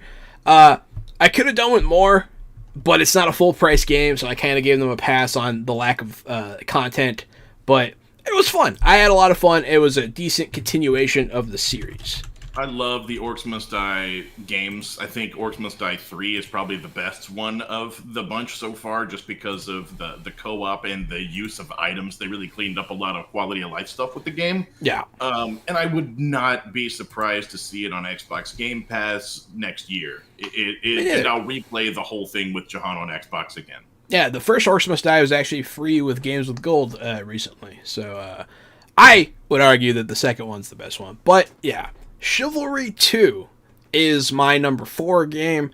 Chivalry 2 is also on my list. Yeah, so it's on both of our lists. Chivalry 2 is the game we always wanted as kids. That's what me and Gary always say. It is a first-person, you can play a third-person, medieval combat game. Every single map is played differently. You're not doing just team deathmatch. You're not doing just capture the flag. Every single one, this level you have to siege the walls, this level you have to man the catapult, it's always one level different. You have to blow up battleships and then siege a castle and then fight the monks inside and then destroy the relics in the temple. The game modes are so varied and wonderful. You're kind of always doing the same thing, which is running headlong into a melee combat. But other than that, you've got new objectives. But the whole time, it's just a wall of clanging weapons and flesh and disembodied people. And they have done things for the holidays, like free holiday hats and helmets. And there are Christmas presents and trees and stuff on the map. So the anvils are wrapped up nice in wrapping paper. So now when you throw an anvil off a building and smash somebody's head in, it's a nice, pretty Christmas anvil. So it's nice to see that they've continued to grow, continue to expand and support their community. They've had 3 or 4 updates this year, and the game came out in 2021. So we're big fans of Chivalry 2. When Jahan says it's the game we wanted as kids, I remember playing GoldenEye way back on N64 and saying, why isn't there a medieval melee version of this? Why can't we use crossbows and axes and shields? And when For Honor came out, I was really excited for that game, but it felt almost more like an arcade fighter or a rock, paper, scissors game. Yeah. Chivalry 2 really feels like a first-person murder melee combat game. It's half-price game. It doesn't have a main story. It's online play only, and the cross-platform compatibility is pretty trash. Yes. So if you're going to get it on the same system as a friend so you can play together. Yeah, it's great. The combat's gripping, and we love it, and highly recommended. I was literally playing it up until I got on the stream tonight. I had 2 hours before the stream, and that's not enough time to get into a lot of different video games, but 2 hours is enough time to jump in, beat up, and then quit back out. The game doesn't have a ranked mode. Nothing really matters. So it just lets you get some stress and aggression out and then move on. It's not a game you feel like you're stuck playing. It is a fun game. Absolutely. My number 3, Pokemon Unite. Pokemon Unite is a free-to-play MOBA game that is available on Switch, and I believe on your phone as well. It is like that League of Legends style, but much more simplified. You get to play as your favorite Pokemon. They have released like 10 or 15 already since like launch. They've released a lot of different Pokemon. I still play it to this day. Me and Jenny like to play it together. It's fun. It is a fun game. And it's not as stressful as League of Legends. It's a little more forgiving. And the matches are about 10 minutes max. So like it's a lot less of a commitment. But Pokemon Unite, check it out if you haven't. It's free. You can't beat free. You know what I mean? And it's a good game. And then my number 2 game of the year. Oh, honestly, one of the few releases that I was like super excited for, that I've been waiting for. Darkest Dungeon 2. They take that like play till you die kind of thing in a different direction. This is more of a roguelike. The previous game, you could lose people, you could lose whole squads, but still continue. In Darkest Dungeon 2, it's like Oregon Trail, where you're heading on a path and you have one squad of people, and if you die, you're done. Your run is over. You have to start over. But the progress that you make in the characters' storylines, which unlocks moves, stays. So it has that roguelike feel. It's a lot of fun, and it has some of the most unique combat and features of any game I've played. It's a game that truly stands alone. And then my number 1 game. And not just mine. This won Game of the Year. And I got to play it with my buddy Alan, and we played it. We finished it recently, actually. And It Takes Two. Fantastic game. The puzzles are fun. It is as co-op as possible. You have to play with another person. And you can see both screens on your screen, even when you're playing online. It's always split screen. You both always have different powers, and they always change zone to zone. You get new ones. The first one, you have nails that you can throw and stick to stuff. The other player has a hammer, and you have to use those in combination to like throw nails into a wall while you jump with a hammer, and you have to work in tandem. All the while trying to save your relationship because your daughter doesn't want you to get divorced. I heard a firework. Oh no! Finally. Sorry, I was just excited that I heard one through one of your mics. I didn't hear it, so it might have been Gary. I don't know. No, I think it was actually on yours, Jahan. Oh, maybe it was mine. I didn't hear it. But yes, It Takes Two. It won Game of the Year, and it won Co-op Game of the Year. If you have someone you play games with, and even if they're not that into games, this game, you gotta play it. You gotta find a friend, somebody. Play this game. It's amazing. And that's my top 5 of 2021. And it gets Jahan so excited that he doesn't even hear fireworks going off outside of his house. I didn't hear it. Well, I got this, I shoved this thing too far into my ear, I think. I only have 3 games left on my top 4 list because I don't think there are 5 games that were great this year. Jahan and I talked about It was a Chivalry. weird year for games. It was a great year for streaming shows, though, so no problem. No hate there, man. I got to watch a lot of shows this year that I really loved, so, you don't have to spend as much money on games because you're already paying for streaming shows, right? So go enjoy your streaming shows. Deep Rock Galactic. It's actually a 3-year-old game, but they are continuing to develop and release new content for the game. They just recently they always do free updates for Deep Rock Galactic. So and when those come out, they release it with a skin pack that you can buy, that you don't have to buy. So you always get the good content, and you can choose to give them money. So I think this formula is working for Ghost Ship Games. They've continued to give us awesome new stuff. We got new worlds, we got new missions, and just like 2 or 3 weeks ago, we get a new primary weapon for every single class. And then in April, we're getting new secondary weapons for every single class. Now they're starting to do seasonal events with different enemies and different skins and different things you can unlock. So Deep Rock Galactic has continued to grow day over day over day for 3 years steadily. And they continue to give back to their people. They do. No extra charge.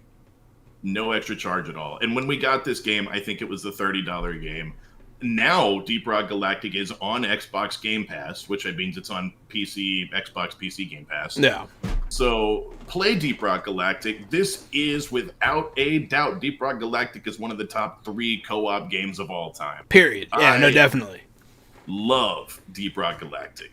It will probably always be on my Xbox until the day I die, or until the day they make Deep Rock Galactic 2 or whatever else Ghost Ship Games and Coffee Stain Publishing release. I love that engine and that play style. I agree with everything Gary said. All of it, top to bottom. Fantastic game. Amazing constant updates of content. And actually, what's funny is I recently got an Xbox Series X, and so my Xbox One we gave to my wife, and it has some of the old games on it. Some of them are uninstalled, but she and I have now been playing Deep Rock Galactic together, and she loves Deep Rock also. So I've been having fun getting to start playing it all over again from the start with somebody. My last two games, one of them, of course, is Far Cry 6, which Drew and I talked about just briefly. I love Far Cry. I love, ever since like Far Cry 3, I really liked that open world and the way that they teeter the line almost like Saints Row. They're just on that line of realism and too silly and too wacky and too unbelievable. But then they reel it back into believability, and then they push you back over the line. And that's kind of how Far Cry operates. And that's what I love so much about Saints Row, is there's a lot of it that's believable, but there's just as much of it that is a video game. And Far Cry 6 does a great job where I think the last, 15 hours or so I played the game, I had a heat-seeking fireworks launcher, and I just ran around shooting everybody with fireworks for like hours and hours. I was unstoppable. And then I found out that you could customize your outfit without changing it. Like, you could just change the appearance of it. So I look fly as hell now. I look sweet. I love the game. They added a mission with Danny Trejo, where Danny Trejo gives you a motorcycle with a minigun in it. So, it's just, I love Far Cry. It's nuts. It's nuts and it's fun. I think the problem with Far Cry is that it's long as hell if you're trying to 100% it. And at some point you will get Far Cry fatigue, because there's only so many times you can airdrop and take over a base, and then airdrop and take over a base. And I enjoyed Far Cry up until about the last day I was playing it. Then I beat it, and it's down now. I'm totally with you there, Gary. I think it's probably the only reason that I didn't make it into my actual top 5, because I probably played Far Cry 6 more than any other game I played this year. Like, I put a lot of hours into it, but for sure, by the end of it, I was kind of just trying to check all the boxes. Yeah. Beyond the point of when I was actually having that much fun with it, I guess. I really did enjoy it. I thought the story was great. I liked the cutscenes and really kind of putting a third-person perspective on those and giving you more story. I thought that really worked for Far Cry. But yeah, it just, you get that open world fatigue when you spend too much time trying to check off every little thing on the map. That's right. Just kind of comes with the territory, unfortunately. Far Cry, I thought in this one, in Far Cry 6, they continue their trend of having awesome villains. Like you said, the story was a lot of fun. Far Cry always has these very compelling villains, and even the heroes aren't quite as compelling. Some of the heroes are fun or comedic relief, but all of the villains have this rich story to tell, and they're not just bad for badness' sake. And I think Far Cry 6, again, has a lot of that. The villain's horrible, he's a monster, and you hate him, but he didn't just wake up horrible one day. He became that way because of his family history, and you get to see behind the scenes and how he responds and reacts and why he makes the decisions that make him a villain. Far Cry 6, absolutely great. I would give them $30 now for Far Cry 7. I don't care where it's set. I don't care where it's about. I don't care who the main characters are, but I will play Far Cry 7, and they can have my money. The very last game I have for 2021 is totally something that I never even thought I would enjoy. It's a roguelike deck builder.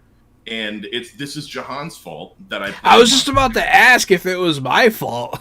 Yeah, so you actually turned me on to Slay the Spire. And then after Slay the Spire came Monster Train, and we were playing it one night. Me and you were both on a headset together, just playing Monster Train, just shooting the shit, and I fell in love with deck-building roguelike games. Annie and I, same thing. This is another game that Annie plays. It's on both of our Xboxes. This is just a sweatpants game. Yeah. And building decks is fun, strategy is fun. Monster Train added an expansion that added new monsters and new cards and a lot of new passive relics and items that change the way that you play every single time. And now I like real life deck building board games, and so that's another thing. But that game. Yeah, I've gotten you in all kinds of deck building games. Yeah, no, Monster Train is also a critically acclaimed game that got a lot of good reviews. Actually, as I have the picture pulled up here, it has 5 stars with 13,000 reviews. That's crazy. It is, I love roguelike deck builders. I'm glad that you like them now, too. Can't wait for more Slay the Spire. I don't even know if I love roguelike deck builders yet, but there's a certain thing about Monster Train and Slay the Spire, both of those, that are very good. And not every roguelike deck builder is very good. No, I tried a lot of them, yeah. Yeah, some of them are very bad, right? But those two particular, Monster Train and Slay the Spire, are particularly good. And Monster Train and its expansion, I would say buy it. It may not be for you, so maybe don't buy it. But it's on Game Pass, so you can play it for free before you decide to buy it. Yes. I say for free, with quotes, air quotes, for free, because Game Pass is not for free, but it is still the greatest investment in modern gaming. It's the best value in gaming, yeah. I would like to mention that there is a new, critically acclaimed deck builder going on right now called Inscription. Maybe you like that one. That one is right now doing the rounds, and it's supposed to be really good. So, Inscription. That was it for our list, right? That was it. I had a single honorable mention for video games. It didn't make to my list because it fell flat in some places. But Back 4 Blood, the first playthrough, playing with friends, so much fun. I had a blast. Thank you, Back 4 Blood, for that. I don't feel like it has the same replayability as Left 4 Dead, but it was fun for a playthrough. So. Fair enough. Well, great lists, everybody. We will wrap it up because I think we're starting to run a little long, and we're recording another episode tonight, so we will cut it off there. Where can everybody find you guys? I'm Johananon at RockFact on Twitter, at Johananon1 on TikTok. I'm Casualty CDG at Casualty CDG on all the social medias, and of course you can find us every Wednesday, Thursday, and Friday on Fresh Out the Box. We have a Twitch, we have a YouTube, we have a Facebook. We're always playing tabletop games and board games and trying to interview awesome people from the industry. I'm Drew Munhausen at Drew Munhausen on Twitter, and this has been episode 26 of Fresh Out the Podcast. And that's it. Happy New Year, everybody. Stay fresh, and we'll see you next time.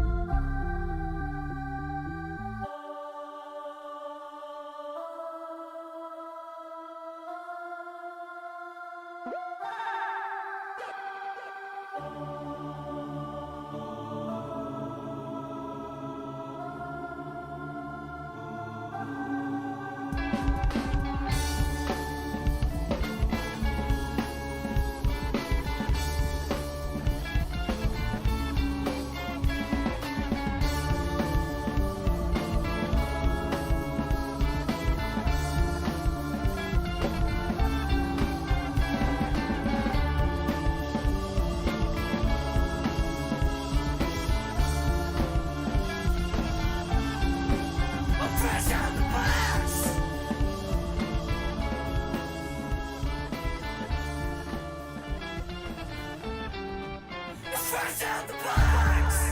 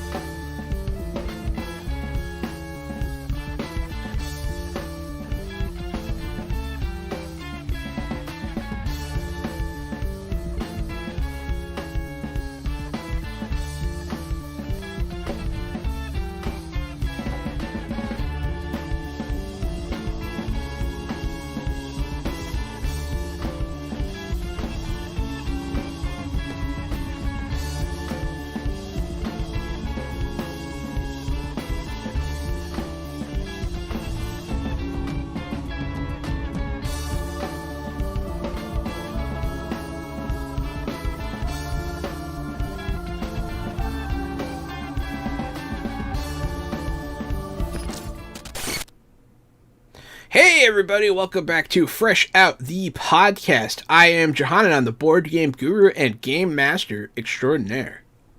I am Casualty CDG, and I'm a tabletop titan and a retired child crimes and human trafficking detective. That part wasn't as fun as what I'm doing now, which is being an internet comedian, and I like that. That's way better. You can find me at Casualty CDG on all of my social medias. And I am Drew Munhausen, aka The Funhouse, aka the Professional Media and Movie Mastermind, and welcome to episode 27 Wow. of Fresh Out the Podcast. Our 27th episode ever, but our second episode of 2022. And 2022 will be coming up a lot on this podcast because we are here to talk about all of the awesome games, movies, TV shows that are coming to your eyeballs in the next calendar year. And here's the thing, you guys. There's, just to put it lightly, there's a lot of stuff coming out. And whether it's stuff that hasn't been announced yet, whether it's stuff that has been announced that maybe got pushed from last year or even the year before due to the COVID-19 pandemic, or, who knows? So I've got a plan here. Here's what I'm going to do. I'm going to go through some different things, and obviously we can't just go into full commentary on everything we list here, because that would take hours and hours. So I'm going to list some things off, go through some things kind of rapid fire. Okay. And I say we give the general Fresh Out the Podcast yay or nay on these things. Like, basically, do we give this thing a thumbs up, I'm looking forward to this, or a thumbs down, I don't care? You lost me, Drew. Can you repeat it 5 more times? Yes, I absolutely can and will. Please don't. No, but I figured that'd be great. I mean, there's so many things. There's some things we can kind of comment on, or at the end go through what maybe we're looking forward to the most of those things that require more conversation. But how's that sound? Does that sound like a good plan to both of you? Yeah. Before you do this, is there any one thing that you're looking forward to in 2022? Anything? Anything. It can be a game, a movie, a show. Is there any one thing that you're like, I want to see that? I feel like I'm really excited. I'm always excited for all the Marvel stuff, obviously, but specifically a video game, Midnight Suns. I can't wait. Yes. I also have some games I'm looking forward to. Of the PS4 generation, God of War was probably the one that came out in 2018. Was probably my favorite game of that entire generation. And the next God of War game, as of now, is slated to come out this year, and I'm really excited for God of War Ragnarok. Very cool. That'll be coming to PS5. So I've been duped before. I've been excited for a Saints Row game, and I've been let down. So I want to be excited for Saints Row, but I won't set myself up for failure this year. I have chosen to instead be excited for Echo on Disney+. I believe this is what they're going to use to bring Daredevil into the Marvel verse on Disney+. And since I believe that, I'm excited for Echo. If that's not the case, then I'll be let down. But hopefully, at least I'll get more Wilson Fisk Kingpin. I'm excited for Echo this year. We'll see how it plays out. We'll see. It's a big question. I sure hope that it turns out to be awesome. And right now it's a huge mystery. So being excited for it, it's something I can look forward to because I have no idea what's going to be in that box. Yeah. You know what I mean? I don't know what I'm unwrapping. How does a deaf person talk to a blind person, though? That's something I just realized. That. I was like, wait a second. How would they talk? And I'm sure there'll be some sort of explanation. And I'm sure they can. It's just interesting to think about. From a movie standpoint, from an auteur standpoint, Martin Scorsese has a new movie coming out this year called Killers of the Flower Moon that stars Jesse Plemons and Leonardo DiCaprio. And I believe Robert De Niro's in it as well. And I'll, of course, be all about that. And it's an Apple TV Plus film that they paid a lot of money for, so that'll be a big one. But come on. It's finally going to happen this year, guys. James Cameron's Avatar 2 it's getting delayed. will be out this year. It's gonna happen. 2023, baby. I really think it's gonna happen this year. How long has it been? Avatar came out in 2009. Damn. It'll have been 13 Damn. years. Oh, boy. Which it was 12 years That between dude Avatar really and knows how to strike when the iron's hot. I don't want to get off track, but aren't we also going to see another great sequel in this year? Aren't we going to get Space Jam 2? Space Jam 2 has already come out, bro. Wait. Oh, I thought we were going to get another one with. I thought we were going to get another Space Jam. Oh, like another LeBron Space Jam? Yes, I think. Oh. Yeah. Mhm. I don't think so. Okay, we're not that lucky yet. No, unfortunately not. Well, there goes one thing I was looking forward to this year. Well, here, how about this? Since we're talking The about fuck? movies, I don't even know what to do with that. I'm not even going to list all of these. Even as a that come out joke, I don't because like what you said, Gary. I feel like you both don't care about, like the fourth Hotel Transylvania movie, so I'm going to Ooh. skip over. Is that the one where they're going to switch to humans and then the human changes to a monster? It actually is. That's actually right. Yeah, I know. I'm excited. Are you a Hotel Transylvania head, John? Is this No, a I was movie just you revelation? fucking with you. I was just messing with you. All right. I just happened to know about it. Let's see. January 14th, Scream. New Scream movie. Yes. Yay? Yes. I think it looks good. I think it looks good. On the 14th, don't we also get Peacemaker? Well, we'll get to that for TV shows. Oh, okay. I thought we're talking just movies right now. Okay. I was on dates. That's my bad. See, that's why I told you to repeat it. No, I'm just kidding. Well, see, here's what especially if they come out on the same date, I'm definitely going to watch Peacekeeper and not Scream. Definitely. Peacemaker, correct. It's like Pacemaker. The Peacekeeper is the sequel. After he makes it, he has to keep it. Obviously. No. January 28th, Morbius. Starring Jared Leto. That gets a big ol' oof from me. Anytime you put Jared Leto in a comic book movie, you have ruined a comic book movie. I don't hate Jared Leto. I just hate everything he's in except for Dallas Buyers Club. Well, and Fight Club. Man, Jared Leto should not. Have you seen the trailer for Morbius? Yes. Unfortunately. Oh, it doesn't even look okay. It looks flat out bad. It looks bad.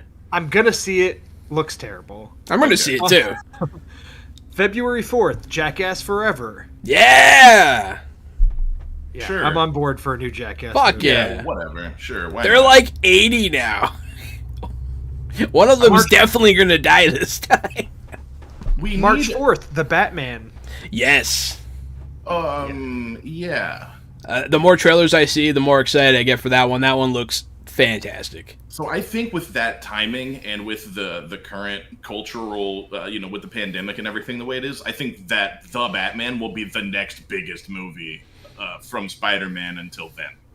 I think it's going to be a Batman big deal. It's going to slam dunk in the box office. It looks so good. Good luck to Robert Pattinson. I hope it pans out, and I hope it's not bad because everyone's going to go see it. Let's see, March 11th, the new Disney Pixar film called Turning Red. That's a young girl who, when she gets super emotional, turns into a giant red panda. That's actually the plot synopsis. Have you seen the trailer for this? I've seen it. Yeah, I've seen the trailer. I mean, I'll watch it. Yeah, I'm gonna watch anything that Disney and Pixar do, and as an adult, I'm learning more how to emotions since I repressed all my emotions growing up. So yeah, I would love to watch another Disney Pixar movie about emotions. I bet that'll be pleasant. It's okay, Gary. You're doing better. Well, that's and there are other people out there who need to also grow and try to do better and learn emotions and things, and they shouldn't feel weird about it. Go watch some Pixar movies as an adult; it might help you. Are you a man? Do you have trouble with emotional availability? Yeah. Disney Pixar is here for you. So yeah, I'll watch this. Plus, red pandas. I bet you don't mean a panda that's the color red. I bet you mean the actual creature. The animal red panda, yes. Which is a super adorable They're pretty fucking cute, creature. yeah. So, like, man, this is going to be cute and heartfelt and emotional, and I bet it's going to make me feel good and make my tears well up in my eyes. So I'm in. Give it to me. I'm going to assume neither of you care about Downton Abbey 2. Silence says everything. The March 25th, Doctor Strange and the Multiverse of Madness. Duh. Yeah, that's gets a bit of a duh from I think us, that too. The Batman is going to outperform Multiverse of Madness. I By would maybe- put money against that. I think I'm with Gary. I don't I think think so. it will outperform it and by maybe double. The Batman is going to outperform Doctor Strange. Yes, by maybe double. It might. Make Oh, I don't twice think as it'll much be by money. that much, but I think that at the end of the day, the Batman will.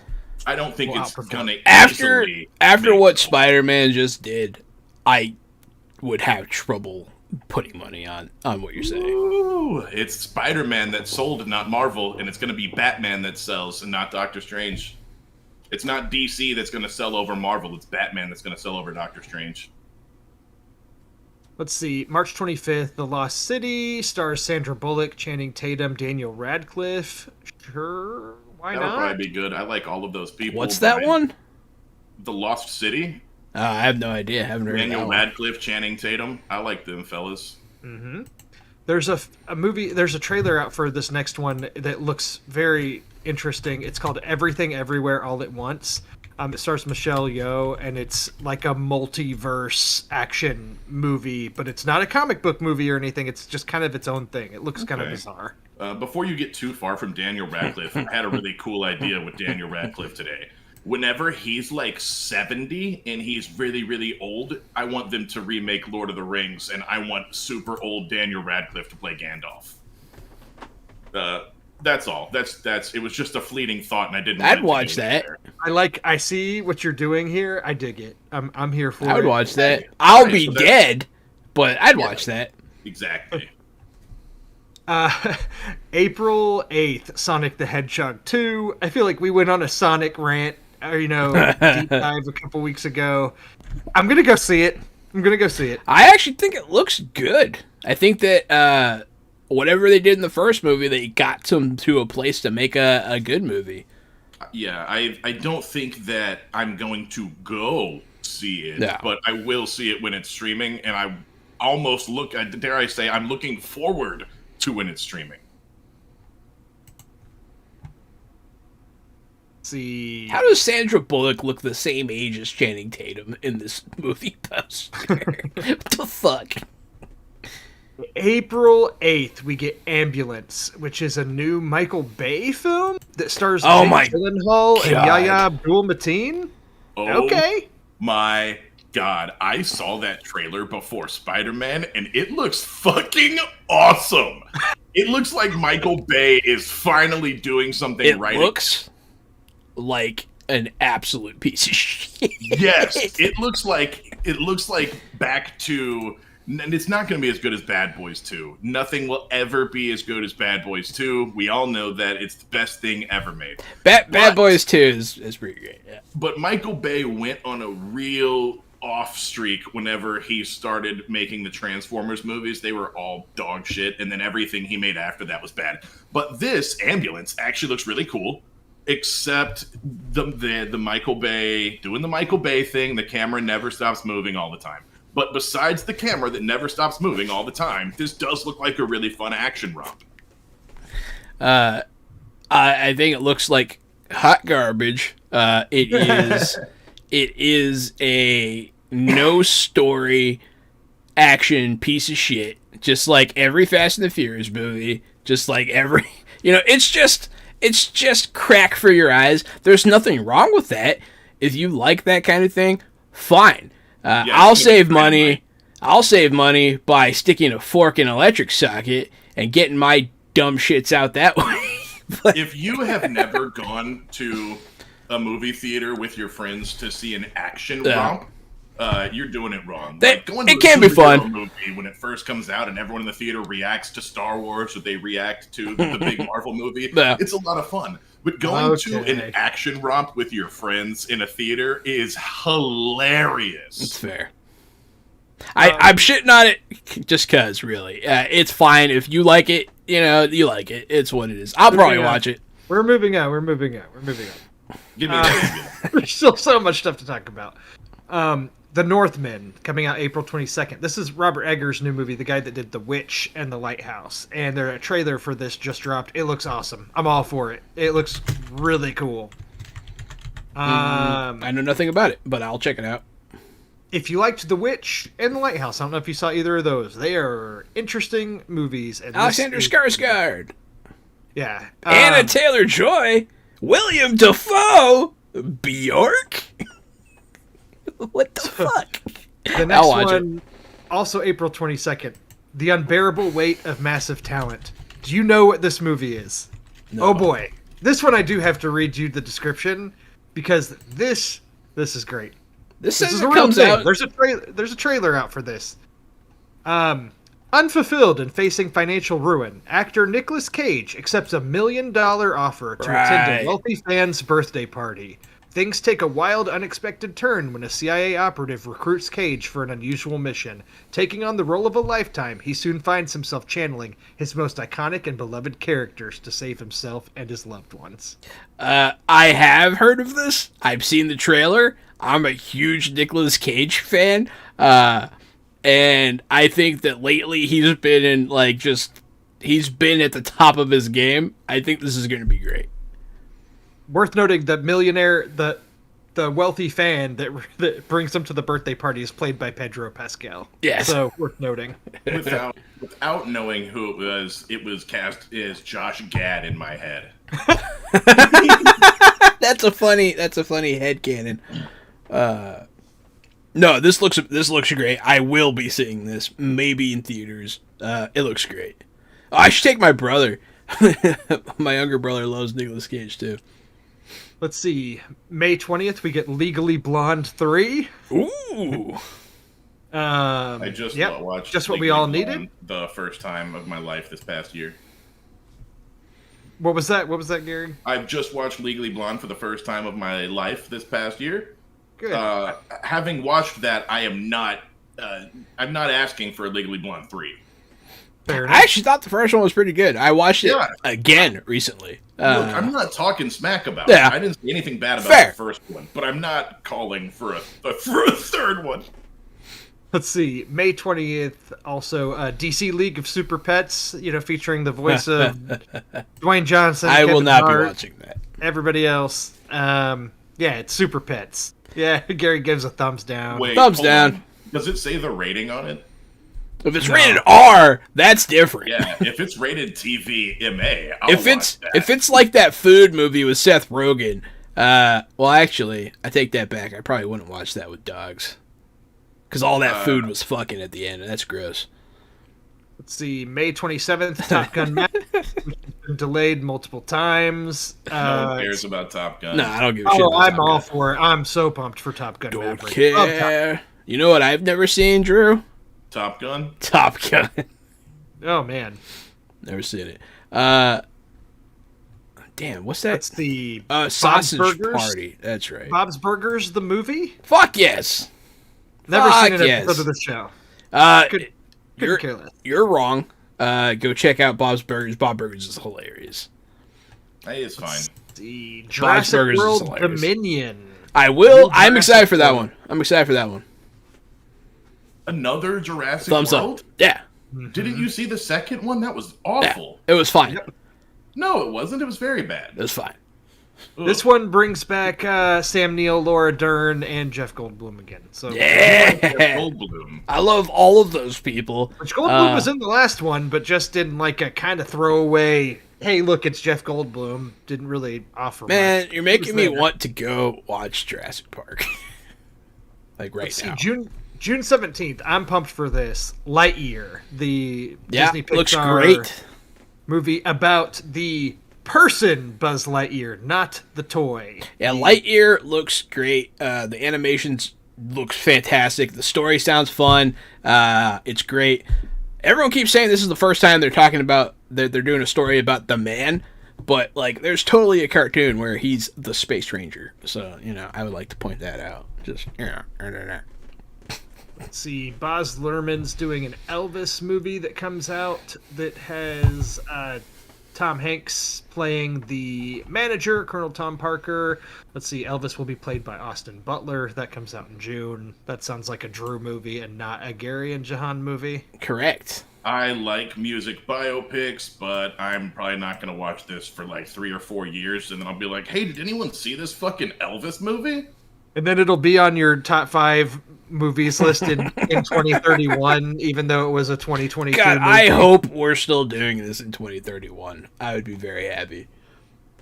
You're not wrong, Drew. That's exactly something I would do and probably will do. Let's see. July 1st, Minions, The Rise of Gru. We get more Minions. No thanks. No thanks. July 8th, Hard Thor, pass. Love and Thunder. The Yes. fourth solo Thor movie that's supposed to give us the I'm gonna give it return, 2 thumbs up there. I'm excited. the return of Natalie Portman, and she may be Lady picking up the Thor. hammer in this one. Yeah, we'll see. We'll see. Yeah, definitely all about Thor, Love and Thunder. More Taika Waititi in the Thor world, please. Let's see. July 22nd, Nope, which is Jordan Peele's new next horror movie, which I loved. I loved Us. I loved. Oh my gosh, why am I Get Out. Parabellum. Thank you. And Did you watch? Get Out. Did you watch Parabellum? Is that what it's called? Parabellum. Didn't he do another one? No, he's only directed the 2. Could have sworn he did a third one. But yeah, no, I liked Get Out a lot. I did not like Us. I liked the first half of Us, but after a certain point, it really got stupid as shit. It got so fucking dumb. I don't know. I think that Jordan Peele is a great director and a great performer, but I don't love his serious writing.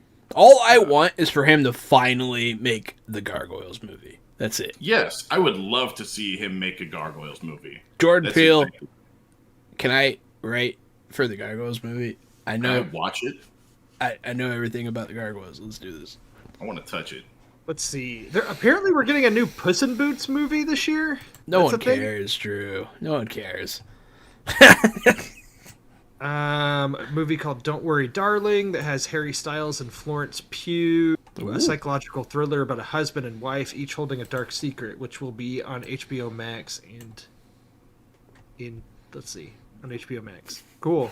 That Sounds like- cool. Doesn't sound like something I'd watch, but maybe. I'm here for anything Florence Pugh. Let's see. Mission Impossible 7, September 30th. Yes, please. Gary, thumbs up from Gary. Yeah, big thumbs up. I saw Mission Impossible 6 in theaters. And Fallout. I didn't mean to. I wasn't expecting Yeah. to. We just did one day. We were like sitting around and we're like, let's go see that. And it was awesome. Mission There were- Impossible 6 There was were iconic fantastic. fights. Henry Cavill was awesome, or Cavill. He was awesome in the movie.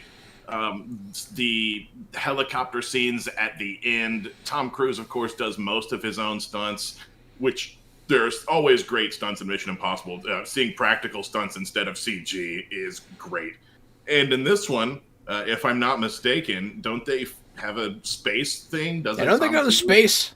I don't think Tom that's Cruise happening go to space. yet. That's supposed to happen eventually with Tom Cruise actually going to space in some capacity.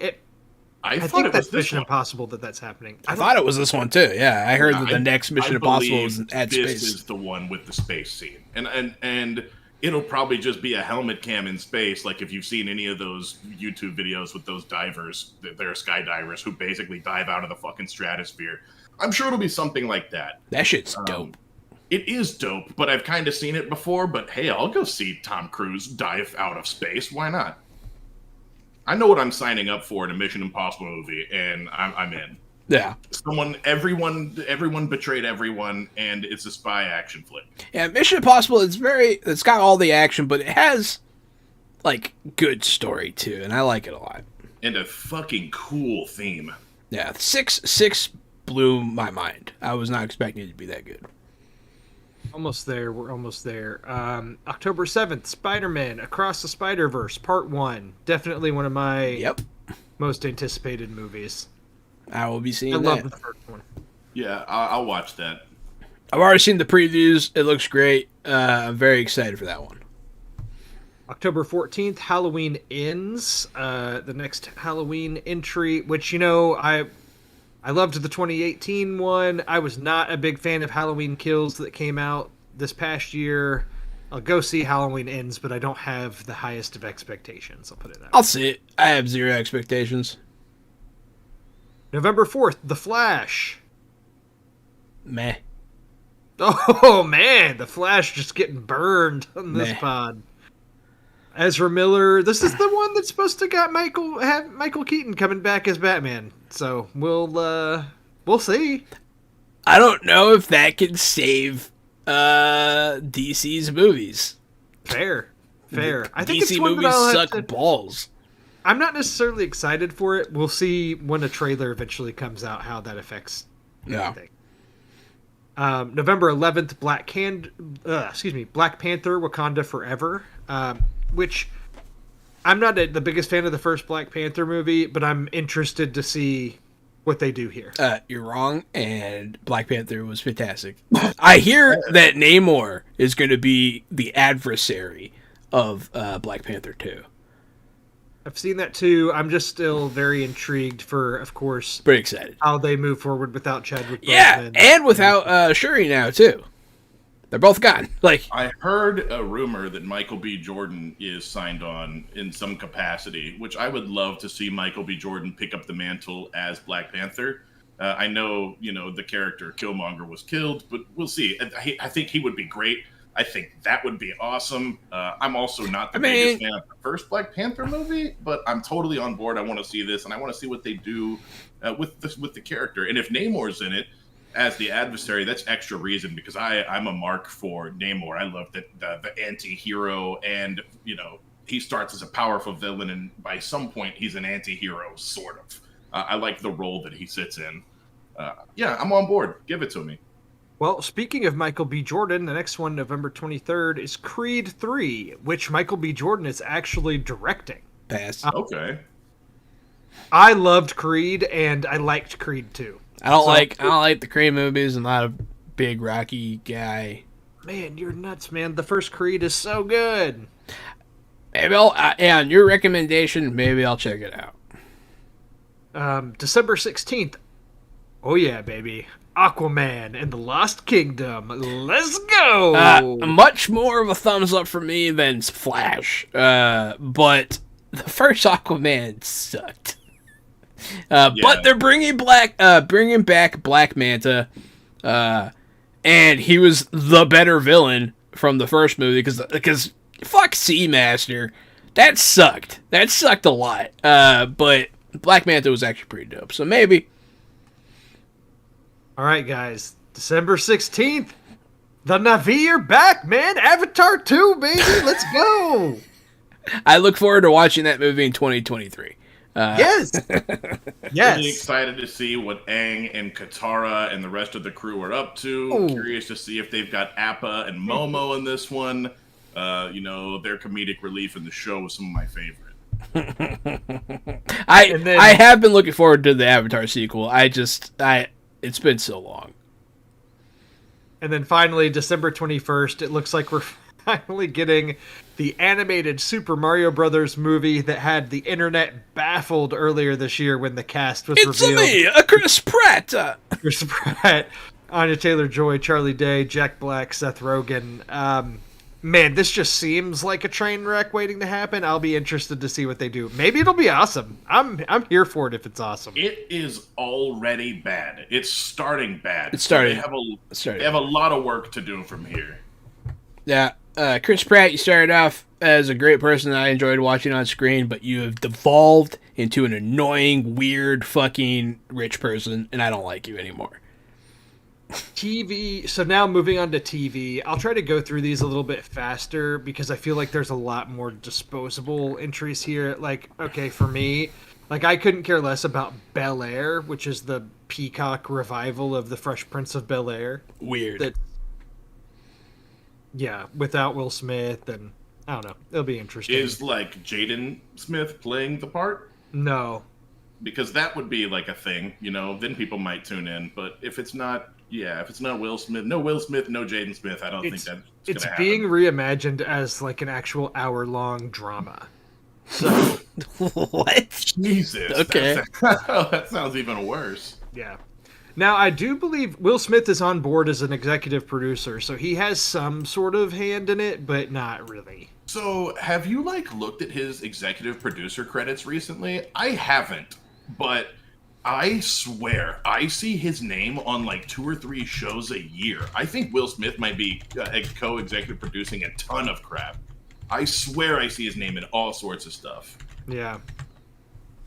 Yeah, I mean he does. He's a busy guy. He's a busy guy. I think he's producing a lot, but I need to find out the answer to that instead of just asking. It looks like one of those things is Cobra Kai. So I've just been watching Cobra Kai. We get a new season of The Boys. Yes, looking forward to that very much so. I might need to get caught back up on The Boys. I was going through didn't want to watch all that violence stint at the time, but I also love superheroes, so maybe I'll give it a shot again. House of the Dragon, the Game of Thrones prequel show. Will I'll be watch out. it. Yeah, I'm gonna I'll watch that. Matt Smith, fuck yeah. I like sword fighting, and it has that. And it has dragons. Dragons and sword fighting. You've got Jahan and I. You've got our attention. Yeah, it's pretty easy.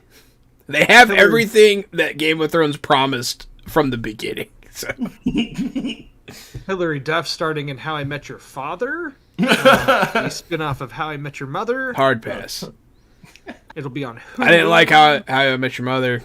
Just pass. I did like How I Met Your Mother, and I watch a lot of Hulu. And since this is on Hulu, I can promise you guys I'm going to watch 2 or 3 episodes of this at least and report back. Allegedly, the Lord of the Rings series will premiere on September 2nd of this year. So I think that gets pushed back.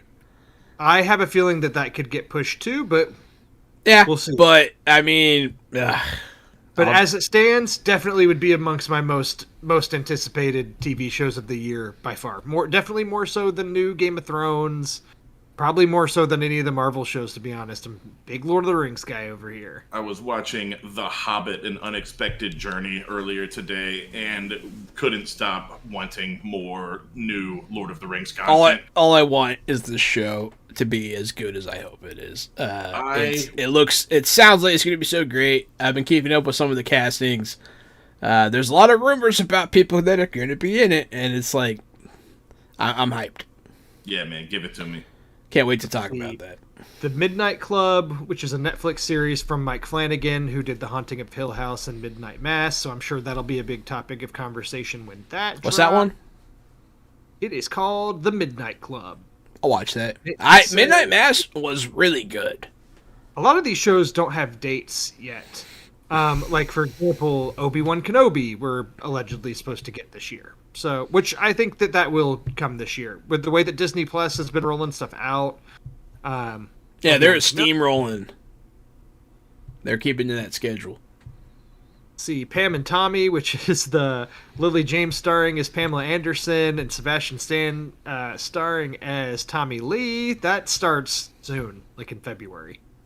That's a thing on Hulu. I'm not sure if either of you care. Yeah, I've seen it. I might watch it. I might watch it. I'm not sure if I'm gonna like it, but I might watch it. When I was growing up, man, Pam Anderson was the one, you know. No, Neo's the one. Anyway, Secret Invasion, Nice. the Disney Plus MCU show, supposed to come out this year. Oh my, that looks really good. She-Hulk would also be this year. See, She-Hulk is what I hear Daredevil is going to be a big part of. Because they're both lawyers, so... Yes, that's right. I could see that. I could definitely see that. I would watch the shit out of that. That's really the majority of the things on this list, but I know just off the top of my head some things that are missing, because I think that the Miss Marvel series and Moon Knight, I think, are both supposed to come out this year also. I think so, too. But you know how those things are. Sometimes they like to drop them on you real quick, like. And one of the big things that's coming out this year, coming out soon, like this month in a couple of weeks, Attack on Titan, the final season. Very excited for that.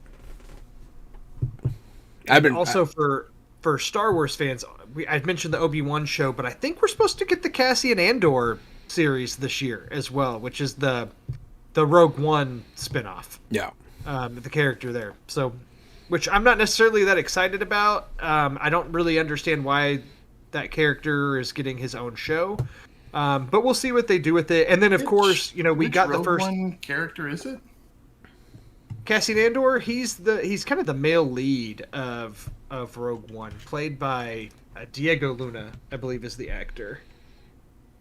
I'm trying to think of Rogue One, and it had Donnie Yen, and Donnie Yen was awesome. Yeah. And it had that big Samoan guy with the big machine gun. Yeah. And he was awesome. But I don't remember the other two characters. So it's like they're making a show about the ones that were not as riveting for me. But the other two were the main characters. Those are the ones I don't remember as well. I mean, the other, Donnie Yen and the giant Samoan dude with the machine gun, they stick out in my mind. Well, there you go. And now he's getting his own show. So obviously the right choice. Yeah, right. We'll see. Yeah, and then my big one right now is Attack on Titan, but also Boba Fett is already started.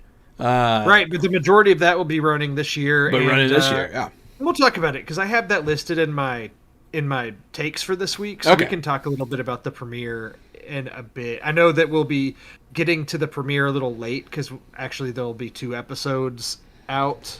2 episodes out at the time that this episode drops, but at this time we've only seen the first. Moving on real quick to video games. I told y'all there's a lot of stuff this year. I only bring this one up because I feel like Gary would have interest, although he hated the trailer, if I remember correctly. Rainbow Six Extraction. I'm gonna have to see it again. I love Rainbow Six Siege. Siege was fun. And it's on Game Pass. It's free on Game Pass with all of the DLC right now on Xbox. If you want to play Six Siege, I love Six Siege. I didn't get to play enough Six Siege. Maybe when this new Rainbow Six comes out, if I buy it, I can convince Lee or Jahan or other people to buy it so that we have a squad. These games, of course, are way better if you have a squad. And I'm going through, so credit to IGN, they're the ones that have this list of big games of 2022 that I'm going through. I believe this month we get Pokemon Legends Arceus, which I know John I will be interested in. On the 28th, I think? Correct. And February 4th, Dying Light 2. I know y'all were just playing the first Dying Light. Super excited for that one. Big thumbs up. Going to be getting that probably day one. Yep. Crossfire X, which is a shooter that I believe is coming to Game Pass day one. Only on Xbox. If it's on Game Pass day one, I will play it. That's a guarantee. Total War Warhammer 3 on PC. Coming to Game Pass on PC. I know that one for a fact because I've been waiting and waiting. February. And then I'm really excited for February 18th. Horizon Forbidden West, the sequel to Horizon Zero Dawn, comes out for PS4 and PS5. I'll be all about that. I've been real tempted to pick up. A lot of the complete editions are on sale right now. I've been real tempted because I've never played. Yeah, Horizon's on PC now, so It's really good. Horizons and Days Gone are both on PC, and I want to play both of them really bad. Elden Ring. Woo! My little brother is beyond excited for Elden Ring. I was just reading a headline today. I didn't read the whole review, but it said that the Elden Ring team has been receiving increased pressure because of for their graphics because of how successful Demon Souls was and how beautiful it was. So Demon Souls is making them push and stretch the extra mile. So I really think something beautiful is going to come out of this, but it's just not my kind of game. Yeah. George R.R. Martin being involved in it is kind of cool, but I'm just not big on the Souls-like games. It's just not my genre. It's not my biggest, but I do enjoy them from time to time. Dark Souls 3 was a lot of fun. I played the shit out of Dark Souls 1, and I do enjoy them. See, Gran Turismo Ooh, 7. That Jedi game was a really good Souls-like, too. I liked it a lot. Fallen Order. Stranger of Paradise, Final Fantasy Origin, Tiny Tina's Wonderlands, the new Borderlands spinoff. You know, I was excited for it, but the more I'm seeing about it, it's very different than I expected, and I was like, you guys almost did something cool here, and then you made it a giant piece of shit, it looks like, so I don't know. I didn't realize Andy Samberg is a voice in it, apparently. Oh, I'll buy it then. Stalker 2, which I know that's coming to Game Pass day one. I'm not familiar with that series or what the first game is, but apparently a lot of Xbox gamers seem to be really excited about it. I'll check it out. Like I said, if it comes to Game Pass day one, I will at least download it and play it. See, I guess we're getting a new Kirby game, Kirby and the Forgotten Land. I actually did talk about that one episode, and it looks really good. I didn't know I could be excited for a Kirby game, but that one looks fun. It's an open world Kirby game. Give me all the Lego Star Wars, the Skywalker saga. Hard pass.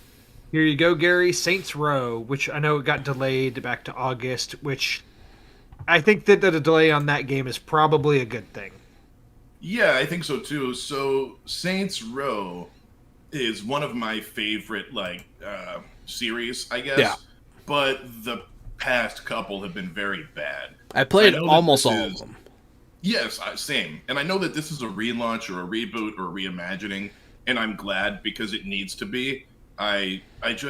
The only video we've seen for it so far was a cinematic trailer, and that doesn't show you anything at all. That's no gameplay. That's nothing. Anyone can make a pretty video. Yeah. So I'm going to hold my judgment. I'm excited, but not too excited.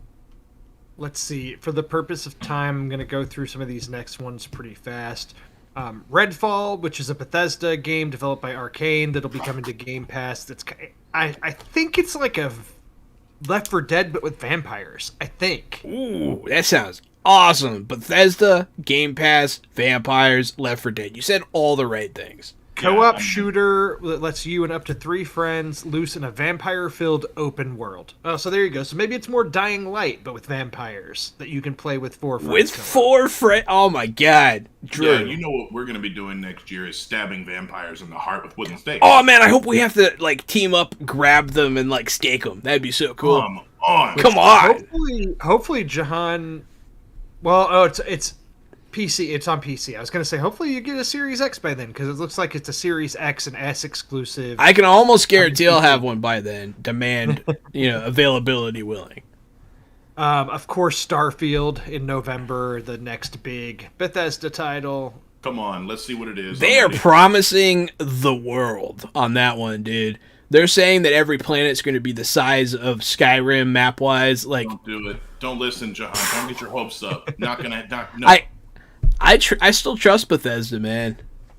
Just hope it's going to be better than that. How long ago does Skyrim come out, and it's still one of the best games out right now? Crazy. Over a decade ago. Yeah. Marvel's Midnight Suns, which we know, Jahan. I'll spare you. I will spare you. Let's just say I am excited. I am also excited. I get to create my own superhero. So It is a turn-based strategy game with deck-building elements brought to you by Firaxis, featuring the Midnight Suns from Marvel. All right. And And build There's- your own superhero. And build your own There's a superhero. lot of stuff here that I'm starting to skip over. I'm just being transparent. Like That's Part fine. 2, you know, which apparently Vin Diesel is in. That's a thing. But I played the first one and didn't care very much. Which one? Arc 2. Okay. It's survival and Yeah. action adventure with Yeah. dinosaurs and stuff. No, I know Ark. Yeah.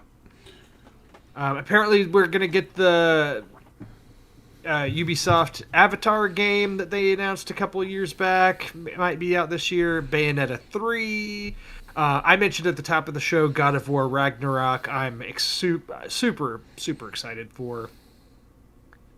Gotham Knights, which is the Batman Arkham. It takes place in the Arkham world, and it's a kind of a co-op game with Robin, Nightwing, and Batgirl and Red Hood.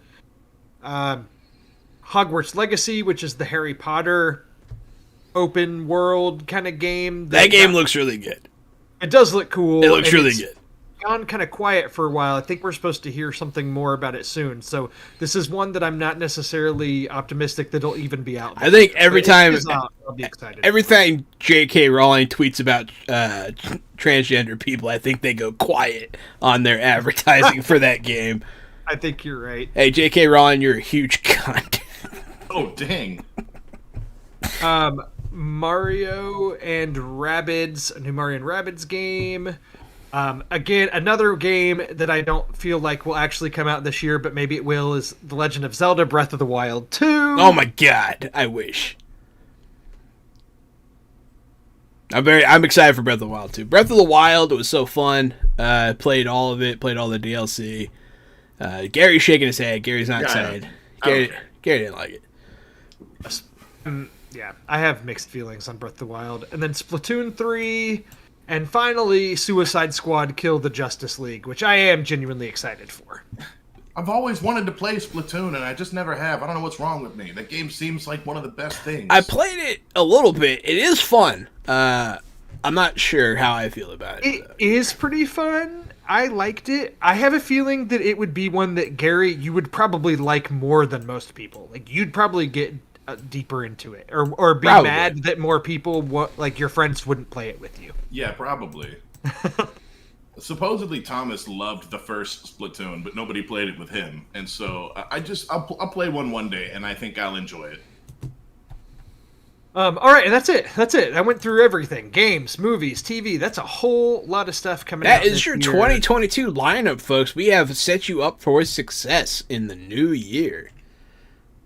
Is there anything that you guys have been watching recently that you want to talk about before we get off tonight? Boy, have I. Go ahead, I have Drew. a lot, because we haven't really done any updates on what we've been watching in a couple weeks, because we were doing a lot of year-end wrap-up stuff. So, for better or worse, it's been giving me a lot of time to catch up on things. I'll kick off if y'all Go are for okay it, with- man. You get going. Yeah, I saw that some of the stuff on your list I've watched also, so yeah, you're helping me out. I'll start with The Matrix Resurrections, the fourth Matrix movie that this is on HBO Max and in theaters on the same day. Haven't Have seen it either yet. of you watched this? I watched about 8 minutes of it, and it is absolutely one of the worst pieces of movies to be released this year. You can't say that after 8 minutes. You get 8 minutes in and tell me how much you like it. It's a piece, man. It's not a fair 30 minutes minimum. Bro, you watch this. It is a piece. Yeah. I just The thing watched. that has shocked me yeah. the most. There's a lot of critics that I follow who love it, who are giving it such high praise. I heard a lot of people do that. Yeah. And a lot of them are diehard fans of the original trilogy, warts and all, and so I'm sure that adds into That's it. yeah. So I went into it ready to love it, and just honestly had trouble keeping interest in it at times. Yeah. And I thought it was going to be a lot more visually stylish than it was. I thought it was going to have a more interesting story than it does. Yeah. I mean, it does. Man, it's just. I don't want to get into spoilers or anything on it, Jahan. Hopefully, you'll see it soon. But it's just not what I wanted. That's for sure. Yeah. And yeah, I'm. So yeah, Jenny's been doing a funny thing. She doesn't normally do this kind of thing, but in preparation for the new Matrix movie, she's been watching the series again. And so I watched the first one actually with my younger brother. And then I watched the third one with Jenny like last night. And so the third one, it was actually better in a lot of places than I remember it being. But I was dying. I was laughing my ass off during some of the scenes. Like, they're like breaking into that club, and everyone's just dressed up in BDS&M gear. And I'm like, why are all these computer programs so fucking horny? And like, it was. And then I started getting images of them like when they're getting beat up, like being like, oh, like liking it and stuff. And I was just laughing really hard. I do look forward to watching the new one though. I hope it's better than you're saying it is, but I don't have high hopes. Hope you find it to be too. I don't have high hopes. It's just, yeah, it just, it doesn't look good. It does continue. A big thing at the forefront is the relationship between Neo and Trinity, which on paper I would like, and execution-wise, I don't know if I did. And that's really all I can say about it. Yeah. From a depth. My favorite part about The Matrix was always the gunfights growing up. I thought the gunfights were cool, and I thought the computer magic was cool. You know, what they used the computers and the networks to do. And this one seemed to focus a lot more on the relationships and the exploring the exposition and re-explaining characters' purposes. You mean in the first 8 minutes, Gary? Yes, I do, Jahan. Do you want to go watch the movie instead of trying to bash me, bro? I'll go watch it. It is not an awesome summer blockbuster gunfight slow motion kung fu movie. That's fair. The first one does start off with a pretty badass action scene. And this movie starts off with the exact same action scene. Does it really? It Yes. does. Also, it's extremely meta, like on purpose, and it's too meta for its own good. Yeah. I don't think this is a big spoiler. This is revealed like pretty early on that in this new Matrix that they're in, that Neo or Keanu Reeves' character Anderson. Is it John Anderson? Is that right? Anyway, he is a Thomas, video game. I think his name's Thomas. Thomas Anderson. You're right. Thomas Anderson. He is a video game developer. Oh no. Who has developed an open world game called The Matrix. Oh no. That everybody plays. So that just like kind of puts a little bit into perspective. Yeah, it's just I was disappointed and was even trying to convince myself as I was watching it that I liked it more than I did, and the further removed I get from it, the less I like it. So, that's it. I also watched Encanto, the newest Disney animated film. Boy, did I not like Encanto. That was in theaters, and they just put it on Disney Plus on Christmas Eve. I didn't dislike it, but I was pretty meh on it, to be honest with you. I didn't like. I watched it. I didn't know it was coming out. I didn't know what to expect. And you can bet your ass I skipped every single song in that movie. But we watched it. Annie and I watched it. And the lesson at the end of that movie is like, hey, sorry that you tried to do the right thing all the time, and your grandmother is an asshole. She just has to get over being an asshole. And that was sort of the theme, was like, keep doing what you're doing, and your grandma needs to go to therapy. And I didn't think that was a very good Disney Pixar movie. I thought they could have done a lot better. Interesting. I thought that was pretty weak. I could see how that would be a takeaway you could come away from it with. That's the closest you've ever gotten to agreeing with me, so I like that. I'll take it. I'd say the broader way would be it's about the importance of family and being able to let go of the past and yada yada, which is a very common theme in these kinds of animated movies. But yeah, and Lin-Manuel Miranda did the music for this one like he did back with Moana, and I was excited for that, but I wasn't very taken with with any of the songs really at all, and maybe I need to watch it again, although I don't really have any desire to. And there are some, I mean, the visuals in it are very pretty. There's some great visuals, but it's a very contained movie. I mean, it's like takes place all in the same house for the most part. Yeah. It's, I don't know. Oh. I was expecting to really like it, as I tend to like. I haven't seen it yet. I haven't seen it. I do want to see it. Is it on Disney Plus, you said? It is. It looks good to me. I don't know. I watched a documentary that's on HBO Max that's called Beanie Mania, that is a documentary about the rise of Beanie Babies and just the craze behind them in the 90s.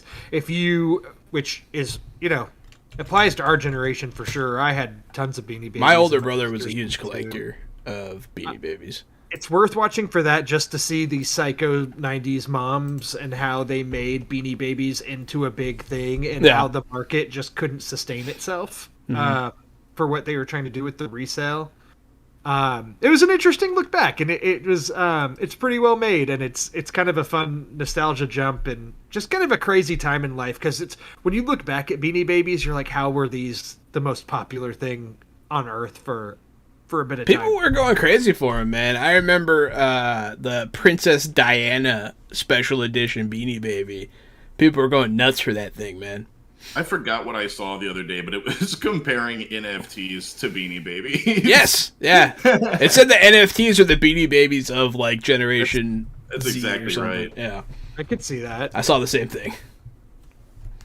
Next, we'll kind of jump over to Drew's Oscar corner, because I've got a few movies that I'll talk about that these are all kind of in the talks for awards. Which, first off, a couple episodes ago I mentioned I watched the older 1940s version of Nightmare Alley. And I was doing that at the time because Guillermo del Toro was remaking this year. And I went and saw Nightmare Alley, the new 2021 film directed by Guillermo del Toro, starring Bradley Cooper and Cate Blanchett and Rooney Mara, and gosh, it's a huge cast. Toni Collette and Ron Perlman. This actually does look pretty good. It is good. It's actually pretty good. It's not. I think I wanted it to be better than it was, but that being said, it was still pretty good. If that makes sense. There's some really cool carny visuals, of which are to be expected from Guillermo del Toro. To really summarize the plot, it's, Bradley Cooper plays a carny who really kind of takes that lifestyle pretty well, raises through the ranks pretty quickly, eventually steals some techniques, or I shouldn't say steals, but comes in contact with some techniques that help him to become a mentalist and, read minds, quote unquote. And he takes that and becomes very, very successful, and that leads him down some kind of dark paths. And so it's an interesting movie. I did really like it. I don't think it's Guillermo del Toro's best movie, but it's pretty good. I'd recommend it. I would recommend it. I think it's just kind of a crowded season, and it's going to get overlooked now, and then I wouldn't be surprised if people start discovering it in the next year or so when it eventually gets put on streaming, and they're like, hey, this movie's actually pretty good. Why wasn't anybody talking about it? Well, here I am today talking about it. It's pretty good. It's pretty good. Drew. Good job, Drew. Ahead of the curve. I love it. I watched the new Adam McKay film called Don't Look Up that's on Netflix. Have y'all heard of this? I have. I've heard of Adam it. McKay, I haven't seen it. With Leonardo, right? Yes. Adam McKay of comedy fame directed Anchorman and Step Brothers and Anchorman 2, and then started moving to more kind of prestige movies when he did The Big Short. Prestige Worldwide? And then Vice. What was that? Prestige Worldwide? Prestige. From Step Brothers? Yeah. Oh, no, I got the joke. Okay, just make sure. No, and this is kind of right up his alley, because it's kind of comedy mixed with drama, but this is a satire, first and foremost. This is a satire. Adam McKay has straight up said, in talks about global warming with a friend, somebody said something along the lines of, it's like a giant comet's heading straight towards the Earth and nobody cares. Yeah. And Adam McKay said, there it is. That's the movie. And he made it. Yeah. So This is I did watch the trailer for this now. Now that you say this, it's more familiar. I thought that this looked really fucking funny. I think it looks good. It's kind of funny. It stars Leonardo DiCaprio, Jennifer Lawrence, Meryl Streep, Jonah Hill. Ron Perlman's also in this. It's a good cast. Kate Blanchett's also in this. Tyler Perry's in it. Mark Rylance is in it. I mean, there's a ton of people in this movie. It's a who's who for sure. It's satire about a comet coming towards Earth and people, them basically struggling to make anybody care about it. It does have some funny moments. It is an interesting watch. It's also an incredibly frustrating watch because there are a lot of things in it that hit close to home. Yeah. But then there's a lot of points in the movie where those things that hit close to home as it is are like pounded into your skull. And some of it I'm like, okay, I Don't Look Up We- looks like it really is going to hit close to home, yeah. Yeah, it's like we suck, everybody sucks, I know that, and this movie is doing a good job of pointing that out to me, but to the point where I'm like, it's becoming painful to even watch this. We all suck, and we're all gonna die of global warming eventually, and we know, and we get it. And it's funny for a little while, but yeah, I guess you're right. At some point, you get the message they're trying to send. Right. It was really funny looking in the trailer, right? But I don't know if it would be funny for a whole hour and 45 minutes or so. And Mark Rylance is in this, and he's playing a Steve Jobs-esque character, and he's a great actor, a wonderful performer. I hated what he was doing with this in the movie. Y'all should... I mean, I'm not going to say I don't recommend watching this, because I think that there's something to be taken away from it, but it's just... I could understand people coming away from this thinking it's hilarious and great, and I could understand people coming away from it absolutely in disgust that they hate it. Especially if you don't know what to expect. This is actually one that I do intend to watch. I've almost watched it a couple times in the past couple days. So. Yeah, it's interesting. The last movie of this Oscar corner is... that I watched. This is on Amazon Prime Video. It's called Being the Ricardos. This is a biopic starring Nicole Kidman as Lucille Ball and Javier Bardem as Desi Arnaz. And this is a kind of a look back on I Love Lucy. The way that it tells the story is it takes place during the filming or production of a single episode of the show back in like season 2 when there was kind of a lot of drama going on. Desi Arnaz was being accused of potentially having a relationship with another woman that was in the tabloids, and then also around that time Lucille Ball was accused of being a communist, and so there's a lot of things going on that led to some drama. This is a biopic that I really didn't care for very much, to be honest with you. I think that it's miscast. Nicole Kidman is a great actress. I don't know if she should have had this role, and Javier Bardem, I don't know if he's the best choice to play Desi Arnaz either. They're both great in their own rights. Yeah. I don't know if they were great for this. Worth noting, this is directed by Aaron Sorkin, who, of course, is... one of the best screenwriters around. He wrote The Social Network. He's written a ton of these great movies. And when he works with a great director, his scripts are pretty amazing because the directors kind of know what to cut and what not to cut. Aaron Sorkin has recently turned to directing, and it's kind of a mixed bag because there's no filter on himself. He directed a few years ago a movie called Molly's Game with Jessica Chastain that was about kind of like very, very high stakes poker rooms that were being run. And it's pretty decent. And then last year he did a film called The Trial of the Chicago 7. And I also liked that one. So I was willing to give Sorkin another shot because I think he's brilliant, and this was not the right move for him. Yeah, just didn't do it for me. All of these movies that I've just talked about are being discussed for awards, whether it's performances or they might be in the Best Picture race. Like, I could see Nicole Kidman being nominated for being the Ricardos, despite me not necessarily being super pumped about her performance. But just, I guess, expect to see these three movies that I just mentioned kind of hovering around the awards race. And I've been talking a lot, so I apologize, you guys. Nah, you're good. The only other things I'll mention, and we don't even have to talk about because we're kind of far removed from it at this point, but we never got to talk about the Hawkeye finale on the show, which I think ended great, and it did give us what we wanted. Gary was actually live texting with one of our group chats as he was watching the finale, so I know that he was pleased at the Kingpin reveal. That it finally happened. One of the characters that he's always been very close to. Yeah, Kingpin was great.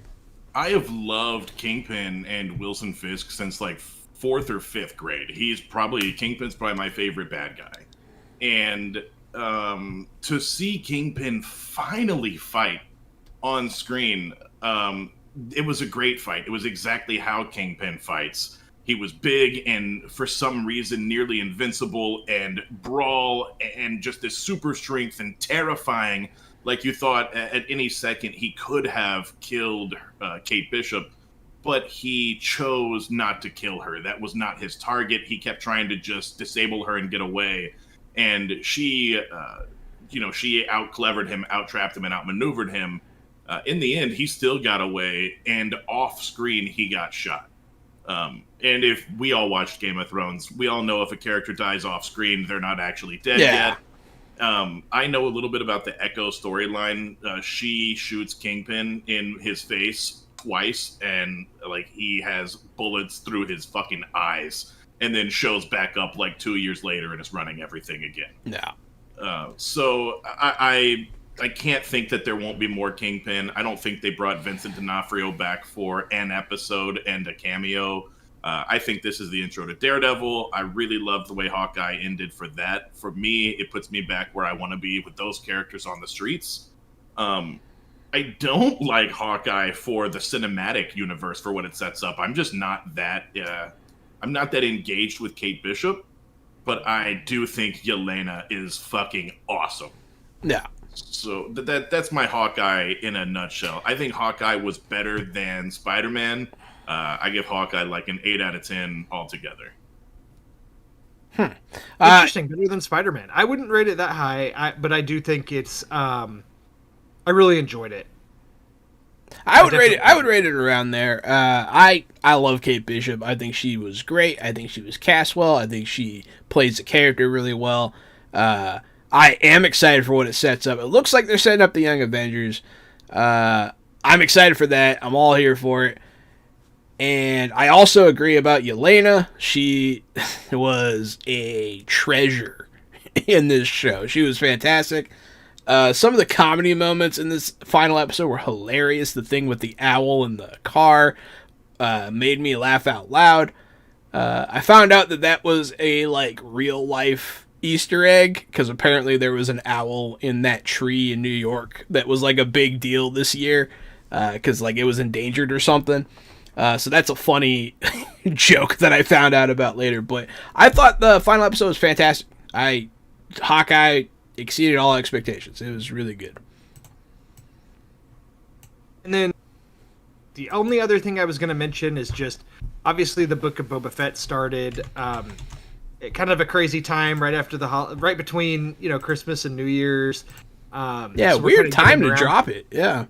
Yeah, and for us doing a podcast and the way that we're scheduled, we're kind of getting to talk about it kind of late.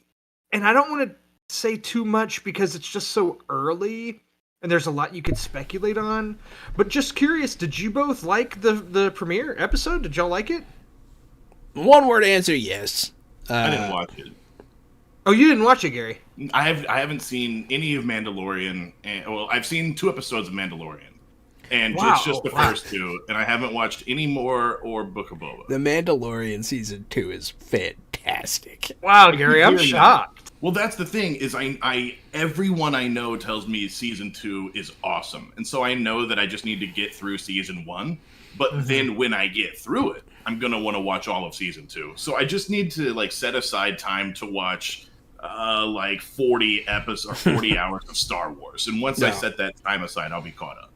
Oh, you can get through it pretty fast. A lot of them are like 30-minute episodes. I mean, you can get through Mando fast. Mandalorian, the first season, starts strong and ends strong, and there's a few episodes in there that kind of start feeling like filler, but a lot of them really do end up playing some sort of part. Season 2 is like pretty much all bangers. Season 2 is crack for your brain. It is fantastic. I think I'm really gonna like it. It's another example of fan service done right. They take this lived-in universe and all these beautiful characters, and they use them well. And it's just, the end result is fantastic. The moments at the end of The Mandalorian, which I'm not going to spoil for Gary. I was watching it with Jenny, and I was like, like, I was like, what? Like, I was losing my mind. And I didn't think I was that kind of person. You know what I mean? That I'd like lose my mind at something happening on TV, but I was losing my damn mind. And definitely don't watch the Book of Boba Fett until you've finished Mandalorian. Okay. I'll say that much. True. But it's good. Book of Boba Fett, I thought it was a solid start. I mean, it's really funny that you say that, because I actually turned on Book of Boba Fett and it ran for like 15 seconds, and I was like, nah, I don't think I'm going to watch that right now. Mm-hmm. So now I'll definitely watch Mandalorian first. Book of Boba Fett started good. I like, I forget her name. I don't want to mispronounce. Ming-Na Wen? Ming-Na Wen. I love her. Mulan. She's Mulan. She was amazing in Agents of S.H.I.E.L.D., and I love her in the Star Wars canon now. She's great. I love her as this assassin character as his right hand. And I love Boba Fett. Boba Fett being back is cool. I had some of the parts of the show I was like, eh. But overall, it was pretty great. I thought it was kind of had a I feel like I use slow burn to describe so much stuff these days, and I don't think it was truly a slow burn, but it seems like it's deliberately setting some pieces. There was a lot of camp. I don't know. It was like the scene with the monster and the chains. I'll say that. I was like, it was kind of silly to me. Like, I understand what they're doing with it. I understand what they're trying to show. But it just, like, it just felt silly and like it's been done a million times. It didn't ruin the show for me. I like the show and where it's heading. But I had some small issues with it. But nothing that, like, broke the bank for me. That's all that I've been watching. That's all, as if it was nothing. I just talked for a long time. It's okay, we had to talk about some of that stuff anyways. Mm-hmm. Including Hawkeye and Boba Fett. Those were both on my list. That's right. Yeah, I mean, go for it, Jahan. What else have you been watching? So I finished season 2 of The Witcher. I've talked about it a few times, so I'm not going to say too much about it because I talked about it. On your best of 2021 list for TV shows. Yeah, I watched about it too much. Talked about it more than I meant to then. But yeah, season 2, fantastic. Check it out. That's all I'll say about that. But so actually, for The Witcher, before you get too far, there's a Netflix. They're both like 11 or 12 episodes. Right. It's just the bestiary of The Witcher. It's just all the monsters that they used. It shows the scenes, like some of the scenes from the show with the monster, and then it shows talks about the real historical lore surrounding that monster, like what part of the world that lore is from and how they were influenced and what they chose. I could have watched an hour-long version of that with sketches and folk people talking the stories, but it was streamlined. It was quick. It was just cool to see a bunch of different fantasy monsters and show sort of their production values. So if you're into that, it's on Netflix also. It's just called Witcher Bestiary 1 and Witcher Bestiary 2. You can wrap them both up in like 25 minutes and just see some cool fantasy monsters. Yeah, when you're clicking on The Witcher, there's like the World of The Witcher button as well, which is cool. When Netflix original shows get extra functionality, that's pretty cool. something else I've been watching on Netflix. Netflix has been doing it lately for me. Because of obvious reasons, with the return of Kingpin, with the cameo of Daredevil and Spider-Man, I've been rewatching Daredevil. And so it actually is better than I remember it being. I think I appreciate parts of it a lot more now, like with the gift of hindsight. I don't know. It's so good. The villains are so good. The story's so good. The writing's so good. The fight scenes are amazing. And I don't know. I'm kind of blown away. Like, I'm like, man, I don't know. Because I've heard people talk about bringing him to the MCU. And can they really do this version of him, in the MCU? Because this show is brutal. It is dark. It has no fucking chill whatsoever. It has no chill. I don't know, this show's been, like, I wasn't expecting, like, the scene where he loses his vision, right? Like, I wasn't expecting, like, that to get to me, because I don't think it did the first time, but a little kid screaming, "I can't see," is kind of hard to listen to. And I was like, man, but this show does not chill. And if you haven't seen it ever, something's wrong with you. Go give it a look. And if you have seen it, it's worth a rewatch, I would say. And that's on Netflix right now, right? It is still on Netflix.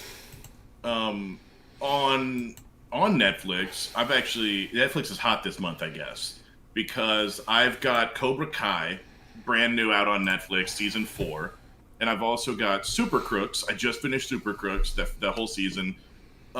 So I was talking about Super Crooks a couple of weeks ago to you guys. Jahan is familiar with it. Drew, I don't know if you remember, but it's set in the Jupiter's Legacy world. It's about villains. It's an anime, and the villains aren't quite super villains yet. So the first part of that show is the first part of the first episode is like how the main character gets his power. And you're like, oh shit, that's why he became a villain, because he has a moment in his life that's his villain moment. Yeah. And it's cool to see a villain moment instead of a hero moment where you're like, oh no, his life can never go back to normal now. Like, it doesn't matter what he does. He's a villain, and it's horrible. It was something else. The first episode of Super Crooks is insane. And then, like, 5 episodes in, this isn't some huge cinematic thing, so I don't think I'm really spoiling it. In 5 episodes in, everybody gets arrested, and then the show moves forward like 5 or 6 years. And so when you're watching this show, and you're like, okay, cool, they got the character storyline, they got his origin out of the way, right? So you think that, and then all of a sudden you realize that then they got the team's origin out of the way. And then now you're dealing with the team as they're grown up and they're no longer villains. And it's 6 years, they're all like 35 now. They're all 36 and they haven't villained in a long time. And they get in trouble and they have to villain again. And so the show just keeps on giving, and it keeps getting deeper, and the character development keeps going. And then maybe characters die. The main villain in the show, his power is he can blow up people's heads. That's his superpower. Oh yeah, I've seen some of that. Head just explodes. That's it. And so of course he's a villain. But villains aren't all friends. Villains compete for stuff. So he's like Kingpin. He has this mansion full of art, and he's, blows up people's heads whenever he wants. So he's a criminal underground crime lord. And he's this giant intimidating figure that wears an all-white suit. Like, they know exactly what they were doing with Super Crooks. They're just giving you more stories with your favorite heroes and villains in a new way. Super Crooks is great. Watch Super Crooks on Netflix, and it gets better the more you watch it. The finale, Annie and I back that up. We were both like, oh my God, during the finale episode. And then, like, 12 minutes later, we were like, oh! So the show just keeps on going, man. I love it. I briefly mentioned Cobra Kai. I'll jump back to it. I've watched every season of Cobra Kai. I don't know why. It's not really great. It's like a teen drama with 2 actors who are has-been nobodies, but the guy who plays Johnny, the guy who ran Cobra Kai, the blonde guy, his screen character, his mannerisms are so good and so funny and so cringy, because it's all like 80s metal references and like watching the Rocky movie and telling everybody that they're weak. They just need to get up and stop being a pussy. And it's just all of those, really classic 80s, you need to be a man type of things that he's still hooked on. Yeah. Versus this modern age of kids who are, and of course, Danny LaRusso, who's also very yin and very, everyone plays such great counters in this show. Let's just say that. I love it. I love Cobra Kai. The 4th season so far, so good. I'm 2 episodes in. And then Hulu, now that we're off of Netflix, Hulu has the last show I've been watching. I'm a big fan of Letterkenny. I've talked about Letterkenny before on the podcast. It was a Canadian indie broadcasting show, and then it got picked up by a website, and then it got picked up by Hulu. So now Letterkenny is in season 10. They have 6 episodes, which I think is normal for them. They do really fast seasons and really fast episodes and release 2 a year. They usually release a winter one and a summer one.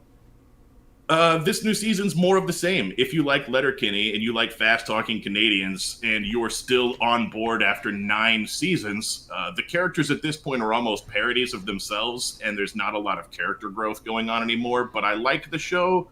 I'm just not so sure that it's good anymore. I have not watched all of it, but the first few seasons I've seen are very funny. So they are very funny, and I think maybe around like season 7 they jumped the shark. But then it starts to get a little bit better again. It just doesn't ever be... I think it reached its peak already, and it's coming back down. But there's more Letterkenny, and I watched it, and you should watch it too if you like it. I have one last note here. I didn't make this note, but it is on the spreadsheet. I think it stands to reason I should read it. Drew sucks. I put that there, Jose. Also, Thanks, I should have brought this up during our other podcast, but Drew's birthday's coming up. Jahan, did you know that? No, I did not know that. So happy early birthday to Drew. Happy early birthday to Drew. But by the time this podcast is heard, happy late birthday to Drew. Yeah. But by the time this Happy approximate birthday, Drew. have already happened, Happy approximate. I will be even more depressed as I continue to get older and grayer. How old are you going to be? I will be 33. Okay, I'm older than both of you. Wow, look at that. You're older than me by like 2 weeks. Yeah, by like 2 weeks, yeah. That's all I've got, man. That's everything on my notes. I'm looking forward. I'm going to finish Cobra Kai. I'll talk more about Cobra Kai soon. I would really like listeners to watch Super Crooks on Netflix. I don't know if anybody has time to watch a violent superhero anime, but you should. I need to finish it. I do like it a lot, and I like that world because it's another one of those gritty superhero worlds like The Boys, and I really enjoy it.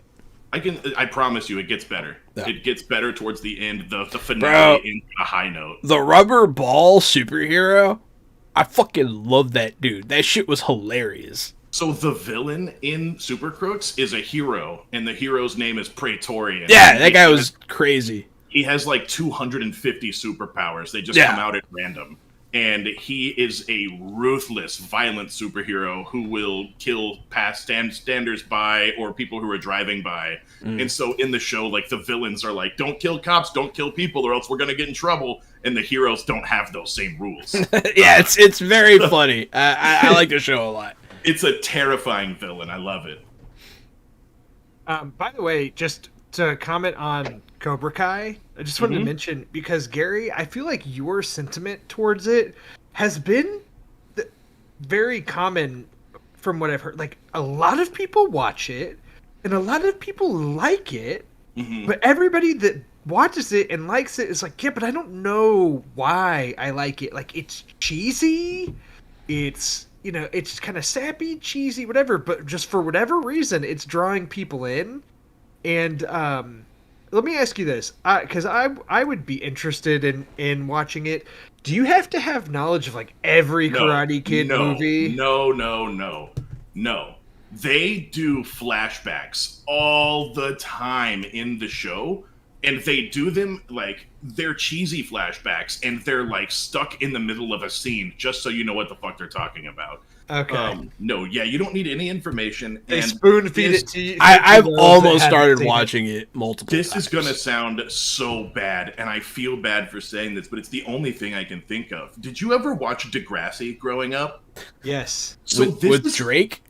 Yeah, with Drake. So Cobra Kai is kind of like Degrassi for half of it, because it's all these high school kids and their dramas and their relationships, and they get in fight with kung fu and they get expelled, and there's all this. So there's whole teen drama part of it that's very Degrassi.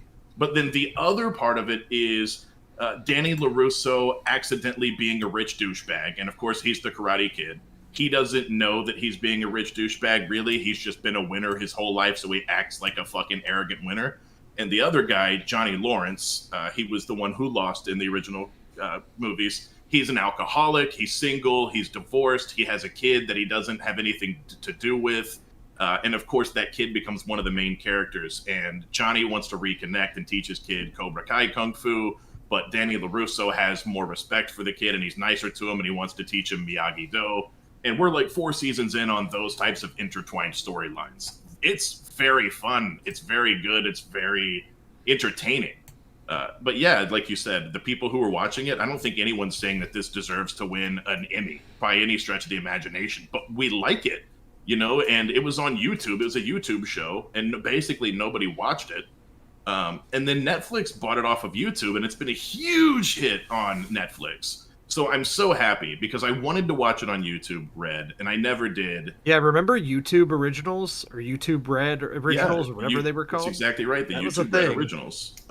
Yeah, that's. I'm glad that we get to watch this now on Netflix. It's the soundtracks are super funny. There was a. It's not a sex scene, but it was like a love scene in the 3rd episode where Johnny imagines like going into a girl's apartment and kissing her, but like the whole thing, as soon as like he walks in, he's in like a sleeveless t-shirt and she's in like an 80s outfit with her hair all permed out, blowing in the wind, and there's spotlights. Is that love that you're feeling? It's just, cheesy 80s crap is just peppered throughout the show. It's really something fun to watch for sure. Yeah. Well, perfect. Guys, I think we did it. Did we do it? Yeah, that was We all of talked about- 2022 in a nutshell. We'll see you next year. Yeah, I was going to say, I don't think we have to stream the rest of the year. Me and Jahan are on the same page. We covered everything, guys. Yep. Thank you all for listening to episode 27 of Fresh Out the Podcast. I'm Drew Munhausen. You can find me at Drew Munhausen on Twitter. Where can everybody find both of you? I'm Johananon. I'm at RockFact on Twitter, at Johananon1 on TikTok. Check me out. I'm Casualty CDG, and you can find me at Casualty CDG. Also, I have had a lot of success with a recent business venture, and I'm now running the used teeth store at the corner of 13th and Martin. So come on by. We've got buckets of used teeth. You can pick out any of the teeth that you want. If you want a mouthful of molars, we can do that for you. If you want nothing but canines, we've got those too. I'm a bicuspid man myself. And of course, every Wednesday, Thursday, and Friday, you can find Jahan and I at twitch.tv/JahanAnon playing tabletop role-playing games. Also, you can find us on our YouTube that's Fresh Out the Box, on our Facebook that's Fresh Out the Box. And we do Fresh Out the Podcast, of course, because you're here listening to it. You should follow us and listen to us play games or talk to people in the gaming industry. We've talked to people from global game jam directors to narrative directors of long games like Age of Empires to indie directors and first-time creators. So if you love games, we love games, and come love games with us. Thanks, everybody. Have a good night. Stay fresh out the box.